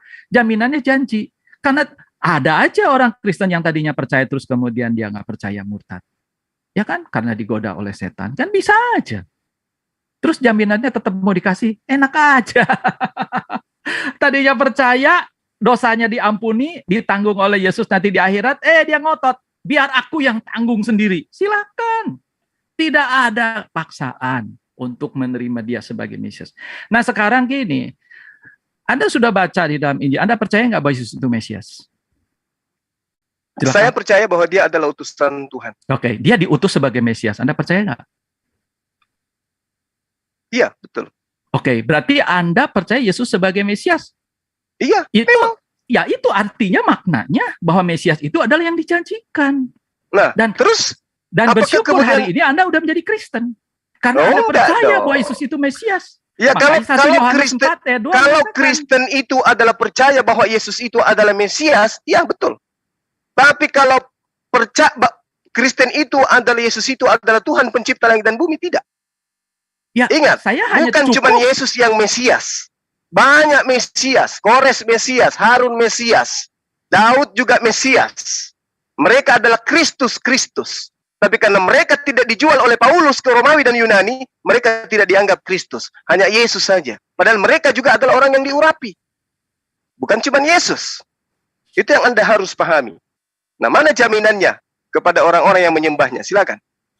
kalau raja-raja di dunia aja Anda percaya diurapi. Karena Kores itu adalah raja kafir penyembah berhala pun diurapi menjadi Mesias. Untuk apa? Membangun bait suci kedua.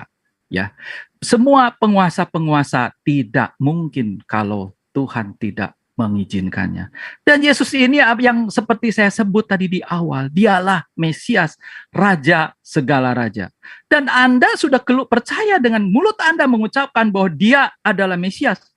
Berarti Anda sebenarnya murtad secara Islam. Karena Anda percaya bahwa Yesus itu adalah Mesias. Karena Mesias itu artinya anak Allah. Seperti yang dikatakan oleh Sang Pencipta dengan suaranya menggelegar di sungai Yordan. Inilah anak yang kukasih, kepadanya lah aku berkenan. Dialah Mesias itu. Dan tidak perlu diperintahkan begitu Anda sadar di langit nanti di akhirat. Gak perlu diperintahkan, Anda akan tersungkur kok.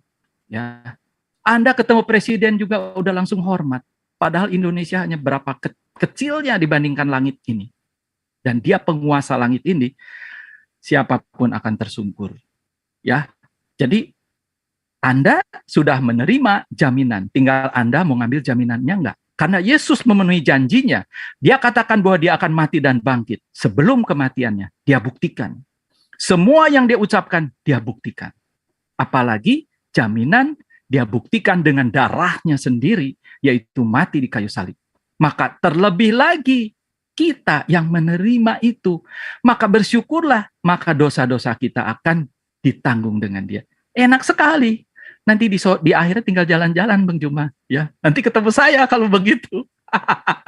Karena Kristen bukan berbicara agama, tetapi Kristen bicara keselamatan.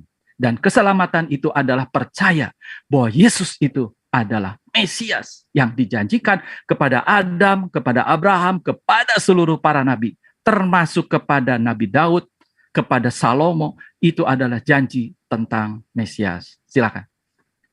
Oke, mohon maaf Pak Kusnadi, saya memohon maaf sebelumnya ya, karena dari tadi memang saya monitoring untuk Pak Kusnadi, sepertinya Pak Kusnadi kurang fokus dari dalam menjawab pertanyaan dari Bang Zuma, karena kesana kemari, menurut saya tunjukkan data secara detail dengan pertanyaan, lebih fokus lagi ke pertanyaan Bang Zuma supaya enak gitu loh diskusinya, tidak asumsi liar gitu. Silahkan, mohon maaf.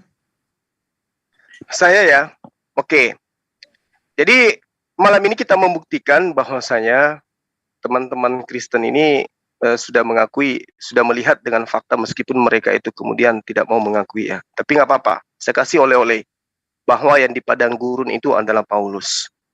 Anda boleh baca di dalam 2 Korintus 11, nomor 26. Situ sangat jelas dikatakan Paulus berjalan ya dari padang gurun. Kenapa dia mengatakan seperti itu? Karena dia memang melakukan perjalanan di padang gurun. Dalam perjalananku, aku sering diancam bahaya banjir dan bahaya penyamun. Bahaya dari pihak orang-orang Yahudi dan pihak orang-orang bukan Yahudi. Bahaya di kota, bahaya di padang gurun. Oke? Bahaya di tengah laut. Berarti dia berjalan di padang gurun. Siapakah dia penyesat itu? Mereka yang mengaku bertemu dengan Mesias di padang gurun. Oke, lalu kemudian ketika saudara mengatakan saya ini murtad, enggak dong, karena Mesias itu adalah Al-Masih, Yesus itu Al-Masih, ya, Isa itu Al-Masih. Kalau kemudian Anda menyalahartikan Mesias adalah Tuhan, Anda coba tanya kepada orang Yahudi, apakah Mesias itu adalah Tuhan pencipta langit dan bumi yang menjelma jadi manusia? Anda akan ditampar sama mereka. Mesias itu raja yang bisa membebaskan mereka dari kesengsaraan, dari penindasan. Orang Kristen mengambil konsep Mesias dari Yahudi, lalu kemudian konsepnya diplesetkan. menjadi dewa, yang nusul menjadi manusia. Sementara sumber Mesias mengatakan bahwa yang dimaksud Mesias adalah orang yang diurapin. Yesus diurapi. Mazmur 28 nomor 8, Tuhan adalah kekuatan umatnya dan benteng keselamatan bagi orang yang diurapinya, Mesiasnya. Habakuk 3 nomor 13, engkau berjalan maju untuk menyelamatkan umatmu, untuk menyelamatkan orang yang kau urapi, orang yang kau mesiaskan. Engkau meremukkan bagi atasmu orang-orang yang fasik, dan kau buka dasarnya sampai batu yang yang penghabisan. Mazmur 105 nomor 15, jangan mengusir orang-orang yang kuurapi, jangan mengusir orang-orang Mesiasku, dan jangan berbuat jahat kepada nabi-nabiku. Orang yang diurapi adalah Mesias. Orang Yahudi tidak menunggu Tuhan, orang Yahudi menunggu Mesias. Siapa mereka? Orang-orang yang mampu membebaskan orang Yahudi dari tekanan dari penjajah dan penguasa. Demikian, silakan. Baik. Sebenarnya konsepnya hampir sama antara Yahudi dengan Kristen. Cuman yang dimaksud adalah kedatangan Yesus yang kedua kali, di mana dia datang benar-benar dengan predikat raja segala raja. Ya, itu yang dinantikan, dan itu nanti akan ada terjadi karena dijanjikan di dalam kitab Wahyu. Jadi kalau bicara janji, ya udahlah, tidak usah diulang-ulang. Janji itu jaminannya adalah janji, dan janjinya itu adalah darahnya sendiri. Dan saya sebenarnya Mbak Josel, saya sudah kasih tadi ayatnya meskipun saya tidak tampilkan ya. Jadi saya sudah sebut tadi ayatnya. Jadi mungkin tolong dipahami ya. Kalau tadi juga Bang Juma nggak pernah share screen, tapi dia juga menyebut ayat. Saya juga menyebut ayat ya. Apalagi tadi dikatakan, Bang Juma katakan 2 Korintus 11 ayat 26. Ya, saya kira itu mengada-ngada lah. Saya mungkin akan ketawa keras gitu. Kalau dia berjalan di padang gurun, terus dia dikatakan nabi palsu. Jadi kalau begitu orang-orang yang berjalan di padang gurun zaman sekarang ya, khalifah-khalifah Arab, kemudian khalifah-khalifah ataupun siapapun yang berjalan di padang gurun disebut Mesias nabi palsu.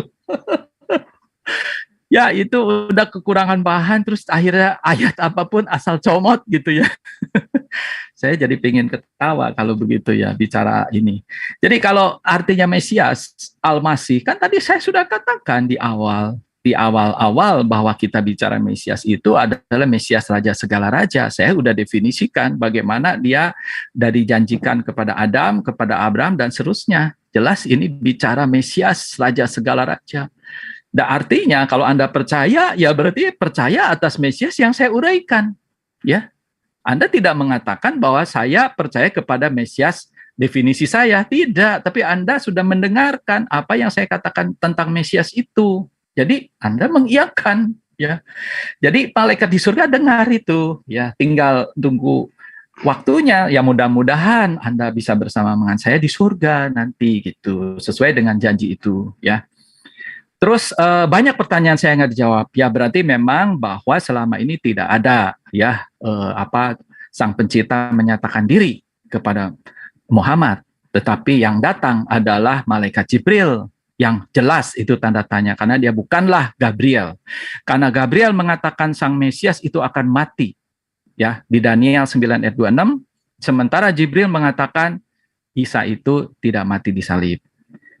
Banyak perbedaan. Ya, kemudian Gabriel itu datang kalau ke bumi tidak menyentuh, tetapi kalau Jibril menyentuh, apalagi sampai 3 kali. Jadi banyak sekali perbedaan, itu nanti akan sesi khusus lah ya mengenai Jibril dan Gabriel. Terlalu banyak sekali perbedaan. Jadi siapa sebenarnya Jibril? Ya dia namus. Katanya namus. Tapi kalau Gabriel, saya udah cek, nggak cocok gitu. Jadi kalau gitu siapa? Ya, Anda jawab sendiri. Kalau dia bertahanut di gua-gua itu, ya kalau kita lihat dari ayat-ayat kami itu memang di 2 Petrus 2:4 itu adalah malaikat-malaikat terkutuk gitu ya. Silakan Bang Juma. Apalagi yang belum dijawab, tolong sampaikan lagi. Iya, jadi jelas ya bahwasanya Saudara Kusnadi ini hanya ingin mengatakan bahwa apa yang datang di Al-Quran itu adalah bukan firman Tuhan, tapi yang datang kepada Lukas, Markus, Matius, Yohanes, Paulus itu adalah firman Tuhan. Sehingga catatan-catatan orang yang diakui sendiri bukan nabi ini dijadikan sebagai tolak ukur untuk menilai Al-Quran. Sementara ketika ditanya mana yang ori dari dalam kitab Anda, dia juga tidak akan mampu kemudian untuk menunjukkan itu. Kemudian buku-buku karangan-karangan ini dipakai menilai Al-Quran. Tidak sama katanya. Ya jelas tidak sama. Satu wahyu Tuhan, satu tulisan nabi-nabi palsu. Kalau Anda mengatakan bahwasanya, oh jadi setiap orang yang berjalan di padang gurun itu adalah nabi palsu. Tergantung. Kalau dia mengatakan dirinya adalah utusan Tuhan, dia nabi palsu. Jangan Anda samakan dengan orang yang berjalan sebagai musafir di padang gurun dengan Paulus. Paulus ini di atasnya nabi. Bahkan dia menyamakan dirinya dengan Yesus. Bahkan dia lebih Yesus daripada Yesus. Kalau Anda tahu. Yesus tidak berani menghilangkan hukum Taurat. Tapi Paulus, dia mengajarkan kalau dia itu, Yesus katanya, mati untuk menebus orang Kristen dari hukum dosa hukum Taurat. Dari kutuk Taurat. Siapa yang mengajarkan kepada siapa bahwa hukum Taurat itu adalah kutukan? Ini yang dijual oleh nabi palsu ini. Dia jajakan kemana-mana dan Anda imani. Sekarang Anda ketampar sendiri. Bahwa yang dikatakan nabi palsu menurut Yesus adalah dia yang mengatakan bertemu Mesias di padang gurun. Dan itu Paulus. Bertemu Mesias di dalam bilik. Dan itu Paulus. Di dalam bilik itu di penjara. Di penjara dia banyak menulis surat. Dan itu Anda imani sebagai tulisan yang diilhamkan dari Roh Kudus. Siapa Roh Kudus ini? Yesus itu sendiri. Siapakah engkau Tuhan? Akulah Yesus yang kau aniaya. Itu siapa pelakunya? Paulus. Siapa yang kena di dalam Matius 24 nomor 26? Ya Paulus lah. Ketika Anda mengatakan, oh tidak semua orang yang di padang gurun. Kan yang menuliskan firman Tuhan, mengatasnamakan Tuhan tapi bukan Tuhan, itu nabi palsu. Nah sekarang Anda mengakui penulis-penulis kitab Anda bukan nabi, tapi tulisannya ada, dan tulisannya dianggap firman Tuhan. Tapi tulisan-tulisannya dihancurkan sama Al-Quran, karena Al-Quran lebih akurat daripada isi Bible. Artinya terciduk mereka adalah nabi palsu. Apapun yang Anda katakan dia bukan nabi palsu, faktanya palsu. Karena dia bukan nabi, tapi ada tulisannya, ada kitabnya, tapi bukan nabi. Kan lucu, bukan nabi ada kitab sucinya. Lalu apa mereka ini? Nabi palsu. Silakan Anda bantah.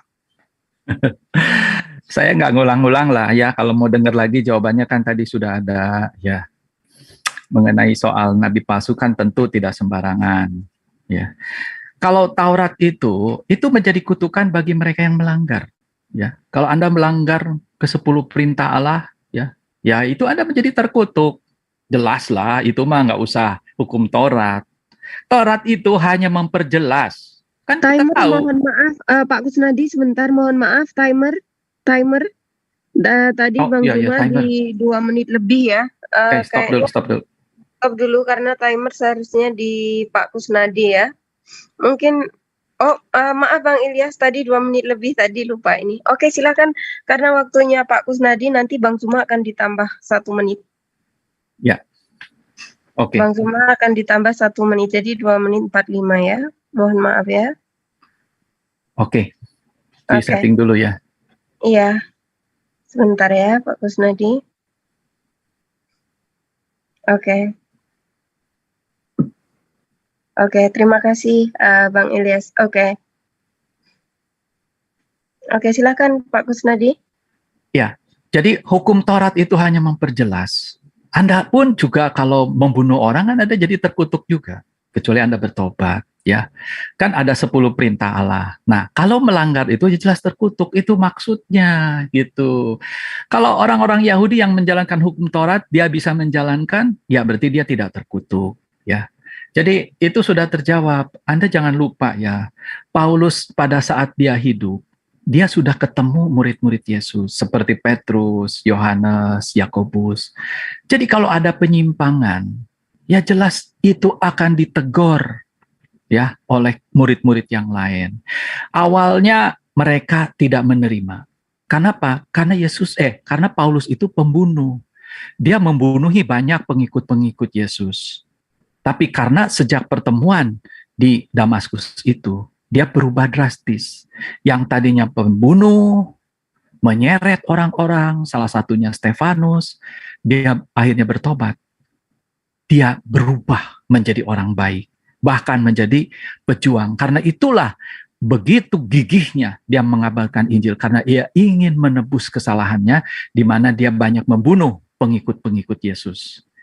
Jadi kalau mau bandingkan itu, lihat buahnya. Setelah ketemu Yesus, dia berubah jadi baik. Ya, bukan ketemu seseorang makhluk kemudian jadi jahat. Kan itu beda. Itu buahnya kelihatan dari situ. Jadi Paulus pada saat dia hidup, surat-suratnya sudah dibaca oleh Yohanes, oleh Petrus, oleh Yakobus, oleh murid-murid yang lain. Jadi kalau ada kesalahan tidak mungkin Petrus tidak menegur. Apalagi yang terakhir meninggal adalah Yohanes di Pulau Patmos. Pasti dia tulis. Ya. Tetapi Petrus malah mengatakan bahwa Paulus itu adalah sahabatnya. Ya. Jadi artinya dia tidak merupakan penentangnya. Jadi karena udah saling dikonfirmasi, apalagi gitu. Saya bingung dari tadi awal saya menjelaskan tentang Yesus Mesias tidak memakai Paulus. Kenapa bisa nyebrang ke Paulus gitu. Kan lucu, padahal Paulus dengan Yesus pun sama ajarannya. Apa yang beda? Coba, ya. Oke, silakan. Ya bedalah. Yesus mengatakan tidak setitik pun dihilangkan dari hukum Taurat sebelum langit dan bumi lenyap. Paulus mengajarkan hukum Taurat itu adalah kutukan, maka dia harus dihilangkan. Dengan matinya Yesus di tiang salib, maka kita dibebaskan dari hukum Taurat, maka dia membatalkan hukum Taurat beserta ketetapan dan ketentuan yang ada di dalamnya. Nah, terkait dengan Paulus ini, kalau Anda mengatakan dia bertaubat dari apa? Sementara di dalam kitab Anda, Yesus mengatakan sesuai dengan apa yang dituliskan. Dia mengatakan waspadalah supaya kamu jangan disesatkan. Sebab banyak orang yang akan datang dengan memakai namaku.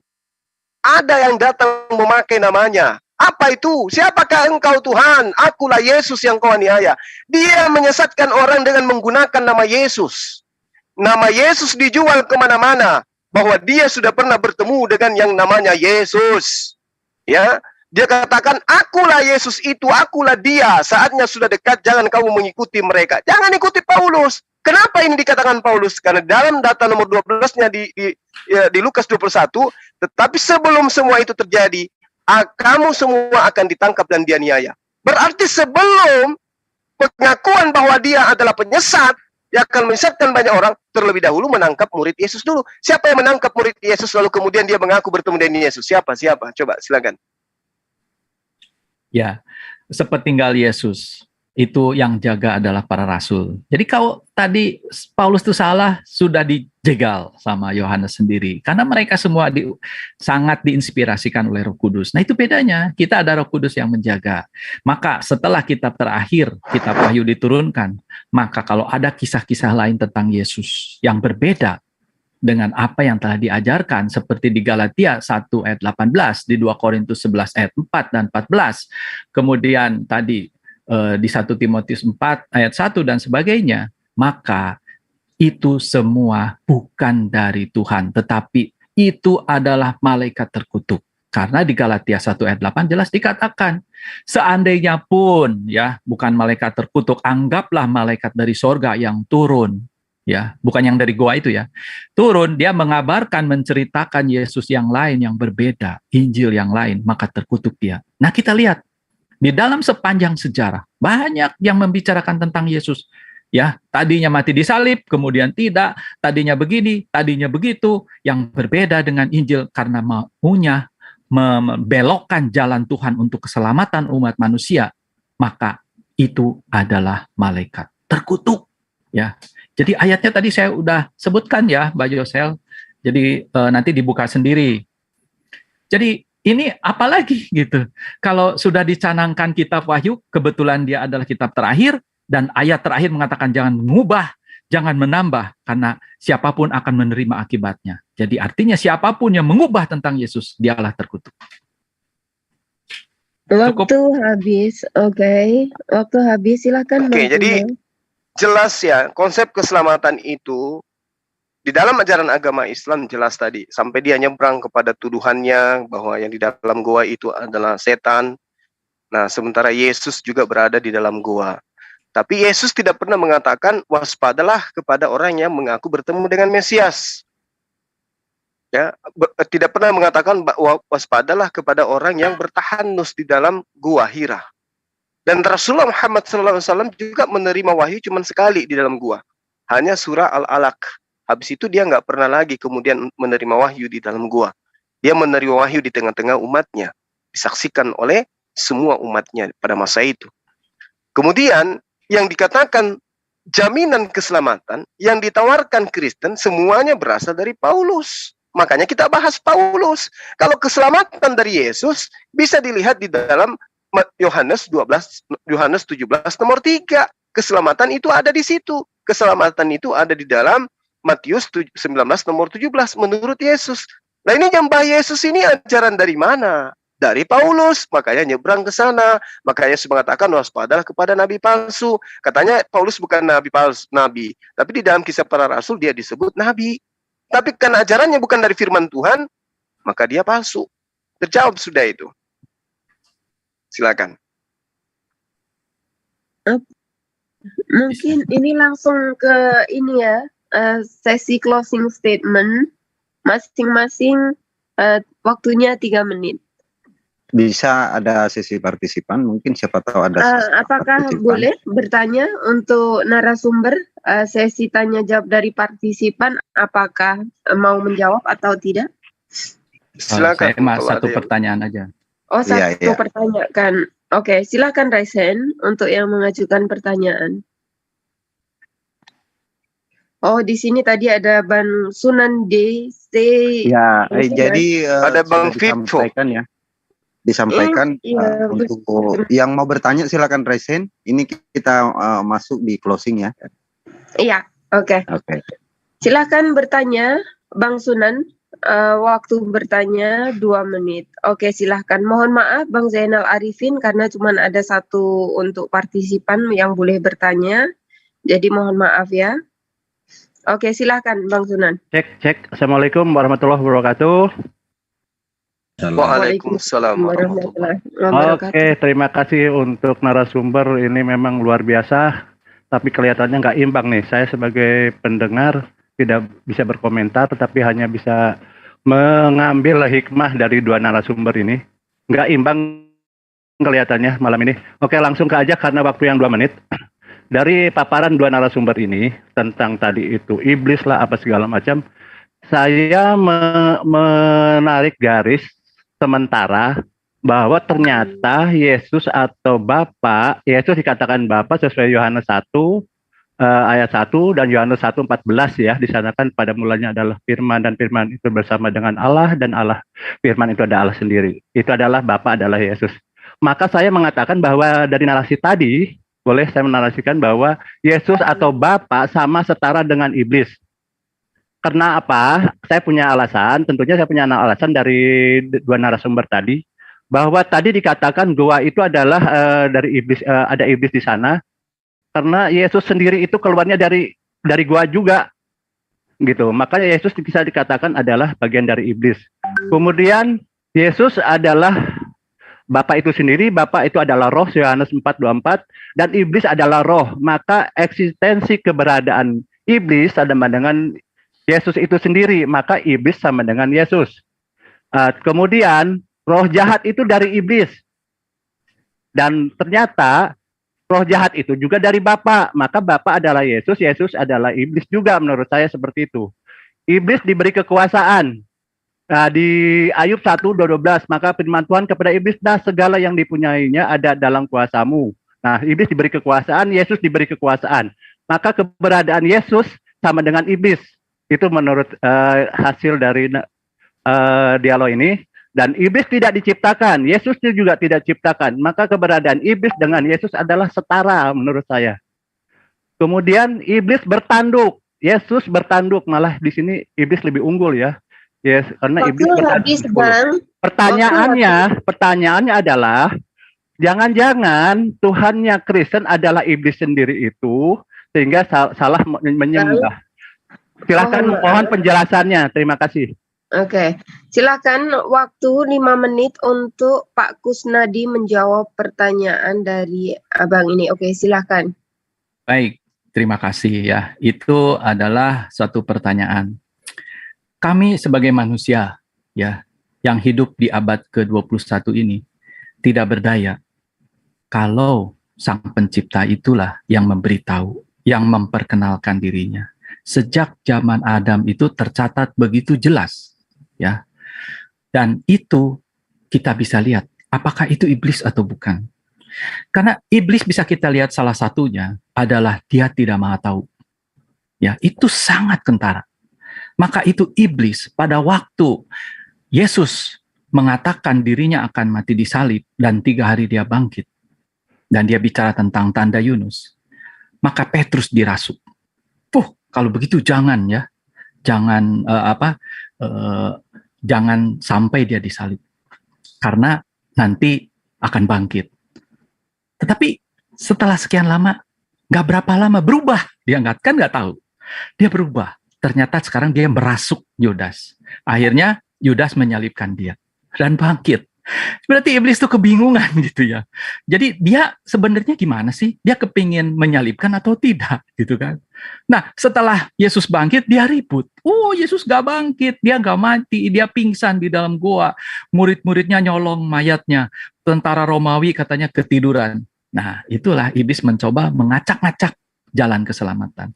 Dan kita lihat, tidak mungkin iblis menubuatkan tentang bagaimana janji juru selamat sejak zaman Adam dan konsisten terus zaman Abraham, Musa sampai sekarang tidak satupun berbeda. Apakah itu iblis? Nggak mungkin. Oke, cukup penjelasan saya. Oke, apakah tidak menggunakan semua waktu? Cukup, karena itu sudah jelas. Untuk membedakan bahwa Iblis iblis itu tidak mau tahu. Tapi Oke, iblis juga mohon juru maaf, selamat. Abang, apapun jawabannya ketika bertanya itu adalah mohon maaf sekali ya. Kita harus apapun jawabannya dari Pak Kusnadi kita harus menerima karena kita bertanya pihak Muslim. Oke, jadi karena waktu ini sudah waktunya closing. Kasih kesempatan kalau ada kawan-kawan Kristen 1 orang juga. Tapi tidak ada yang resen dari Kristen. Oh, enggak ada. Raisen Bang, Raisen. Oh, dari saudara Kristen Bang Fatih, mohon maaf ya. Apabila yang bertanya, karena tidak ada yang resen, ini adanya dari Muslim, mohon maaf, kita lower hands. Oke, langsung closing statement untuk Bang Kusnadi, waktu 3 menit untuk closing statement. Silakan, Bang Kusnadi. Baik. Sebentar ya, wait a few moment. Sebentar ya, 3 menit.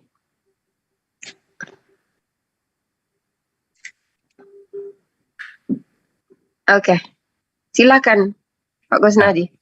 Baik, tadi sudah kami paparkan bagaimana jalan keselamatan diberikan kepada setiap insan manusia sejak zaman penciptaan sampai nanti manusia terakhir di akhir zaman, diberikan kesempatan untuk percaya. Karena di awal jelas janjinya itu demikian. Jadi pada saat mereka punya keturunan, misalnya Abraham punya keturunan, si A, si B, dan si C. Kalau mereka percaya akan janji itu, karena pasti dia cerita. Kalau itu percaya, mereka akan mempersembahkan korban binatang di mezbah sambil mengaku dosanya. Dan itu dicintai oleh Tuhan. Dan ternyata jalur itu dilakukan kepada Ishak. Karena itu janjinya. Ishak kemudian ada 2 anak yang namanya Yakub dan Esau. Dan itu juga yang melakukan mezbah penyembahan itu adalah Yakub. Dan seterusnya kepada Musa, sampai kepada Salomo, sampai akhirnya ada Bait Suci Yerusalem. Itu apa sih? Bait Suci Yerusalem adalah mezbah, di mana bangsa Israel mempersembahkan kurban binatang yang adalah simbol daripada juru selamat. Dan tidak ada dualisme. Setelah Kristen muncul abad pertama, maka Tuhan mengangkat Bait Suci Yerusalem kedua, sehingga hancur, sehingga tidak mungkin ada 2 agama yang menyembah Yod-Heh-Waw-He. Maka itulah orang-orang Yahudi tidak lagi bisa mempersembahkan korban binatang karena sudah selesai. Mereka sudah menolak dan itu akhirnya kedatangan Yesus membuat kita juga akan percaya bahwa dialah yang sang juru selamat. Kalau nanti manusia terakhir, nanti pun dia akan melihat bahwa Yesuslah juru selamat yang dijanjikan. Sangat simpel. Itu sangat adil.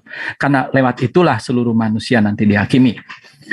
Jadi kalau sekarang dikatakan bahwa apa yang telah dicanangkan itu telah berubah, diacak-acak, kemudian telah bengkok dan harus diluruskan, itu bukan dari Sang Pencipta. Kalau seandainya ya Kalau seandainya Sang Pencipta itu datang kepada Nabi terakhir ini, dan dia menyatakan suaranya, menyatakan seperti yang terjadi kepada Musa di An-Nisa 164, maka saya pun tidak berdaya, saya akan mempercayainya. Tetapi karena tidak ada, maka itu semua berarti kosong. Artinya bahwa jalan Tuhan tentang keselamatan itu dari awal tidak bisa diganggu-gugat. Dan itu akan berjalan lurus bagi siapapun yang mau menyerahkan dosanya untuk ditanggung dia. Kecuali Anda mau menanggung dosa sendiri. Dan betapa mengerikannya. Karena iblis pun takut kepada neraka yang kekal itu. Jangan pikir neraka itu kolam renang. Yang Anda masuk bisa keluar lagi. Ya, iblis pun ketakutan itu adalah api kekal. Jadi, putuskan nasib Anda kelak. Terima terima kasih. Waktu habis Pak Kusnadi. Oke, untuk sekarang waktu 3 menit untuk Bang Zuma. Oke, silahkan Bang Zuma, closing statement. Oke, baik. Bismillahirrahmanirrahim. Terkait dengan keselamatan di dalam ajaran agama Islam ya, kita tidak perlu menjadi pagan kemudian untuk bermimpi untuk diselamatkan. Cukuplah Al-Quran. A'udzubillahi minasyaitonirrajim. Bismillahirrahmanirrahim. Wa yunajjillah ladina taqaw bimafazatihim la yamassuhum su' wala hum yahzanun. Dan Allah menyelamatkan orang-orang yang bertakwa karena kemenangan mereka. Mereka tidak akan disentuh oleh asap neraka dan tidak akan bersedih hati. Allahu khaliqu kulli syai' wa huwa ala kulli syai'in wakil. Allah pencipta langit dan bumi. Dialah pencipta segala sesuatu. Dia maha pemelihara atas segala sesuatu. Lalu kemudian ayat ini sangat jelas para sahabat-sahabat sekalian. Keselamatan itu hanya ada kepada orang-orang yang bertakwa. Orang-orang yang beriman kepada Allah dan kemudian diharamkan tubuhnya diasap oleh neraka. Kemudian dikatakan di dalam Al-Quran surah Yunus, Bismillahirrahmanirrahim, Tsumma nunajji rusulana walladzina amanu kadzalik haqqa alaina nunjil mu'minin. Kemudian kami selamatkan rasul-rasul kami dan orang-orang yang beriman. Demikianlah menjadi kewajiban kami menyelamatkan orang-orang yang beriman. Siapa mereka yang beriman ini? Mereka yang percaya bahwa Al-Quran itu adalah kalamullah. Cukup bagi kita Al-Quran. Tolong yang timer jangan gini dong. Ya, mantap. Wa in kuntum fi raibin mimma nazzalna ala abdina fa'tu bi suratin min mithli wa da'u syuhada'akum min dunillah in kuntum sadiqin. Dan jika kamu meragukan Al-Quran yang kami wahyukan kepada hamba kami Muhammad, maka buatlah satu semisal surah, semisal Al-Quran. Ajaklah penolongmu selain daripada Allah jika kamu memang benar-benar orang yang benar. Fa illam taf'alu wa lan taf'alu fattaqun nar allati waquduhan nas wal hijarah uiddat lil kafirin. Dan jika kamu tidak akan mampu membuatnya, ini tantangan. Andai saja ingin membuktikan bahwa yang datang kepada baginda Rasulullah Muhammad SAW itu bukan malaikat Jibril, bukan Roh Kudus, maka sudah pasti banyak orang yang bisa menjawab tantangan ini. Tapi alhamdulillah sampai hari ini Al-Quran tidak bisa disentuh oleh siapapun tentang kebenarannya. Tidak bisa ada kekuatan di atas muka bumi ini yang bisa membuktikan bahwa Al-Quran itu bukan kalamullah. Bahkan orang-orang yang mengatakan ini bukan kalamullah, membacanya pun mereka tidak mampu. Alhamdulillah. Kemudian Al-Quran mengatakan, afala yattadabbarul Al-Quran walau kana min indi ghairillah lawajadu fihi ikhtilafan katsira. Maka tidakkah mereka menghayati Al-Quran? Sekiranya Al-Quran itu bukan dari pencipta langit dan bumi, pastilah mereka menemukan banyak hal yang bertentangan dalamnya, layaknya kitab-kitab sebelumnya yang dituliskan oleh manusia itu sendiri. Demikian. Terima kasih, waktunya sudah habis dan saudara semua tolong juga dukung juga channel-channel muslim saudara kita supaya bisa berkembang, yaitu Amanah Sang Hamba, Ikhlas Dunia Akhirat, Media Dakwah Muslim, Man TV Channel, DC Channel 9, Viral Indonesia, Pengamat Debat Channel, Mu'allafah Visual, Lensa News Muslim, dan juga Ajang Debat Channel. terima kasih untuk semuanya. Alhamdulillah malam ini diskusinya sangat luar biasa bagus, dan kita akhiri apabila ada salah kata ataupun tidak kurang benar dalam saya memoderatori, saya mohon maaf yang sebesar-besarnya. Kita tutup dengan doa. Subhanakallahumma wa bihamdika asyhadu alla ilaha illa anta astaghfiruka wa atubu ilaik. Wassalamualaikum warahmatullahi wabarakatuh. Waalaikumsalam. Ya, terima kasih Bang Juma. Makasih Bang, makasih. Ya, nanti kita lagi dialog lagi kapan-kapan. Oke, siap. Terima kasih Bang Makasih. Kusnadi.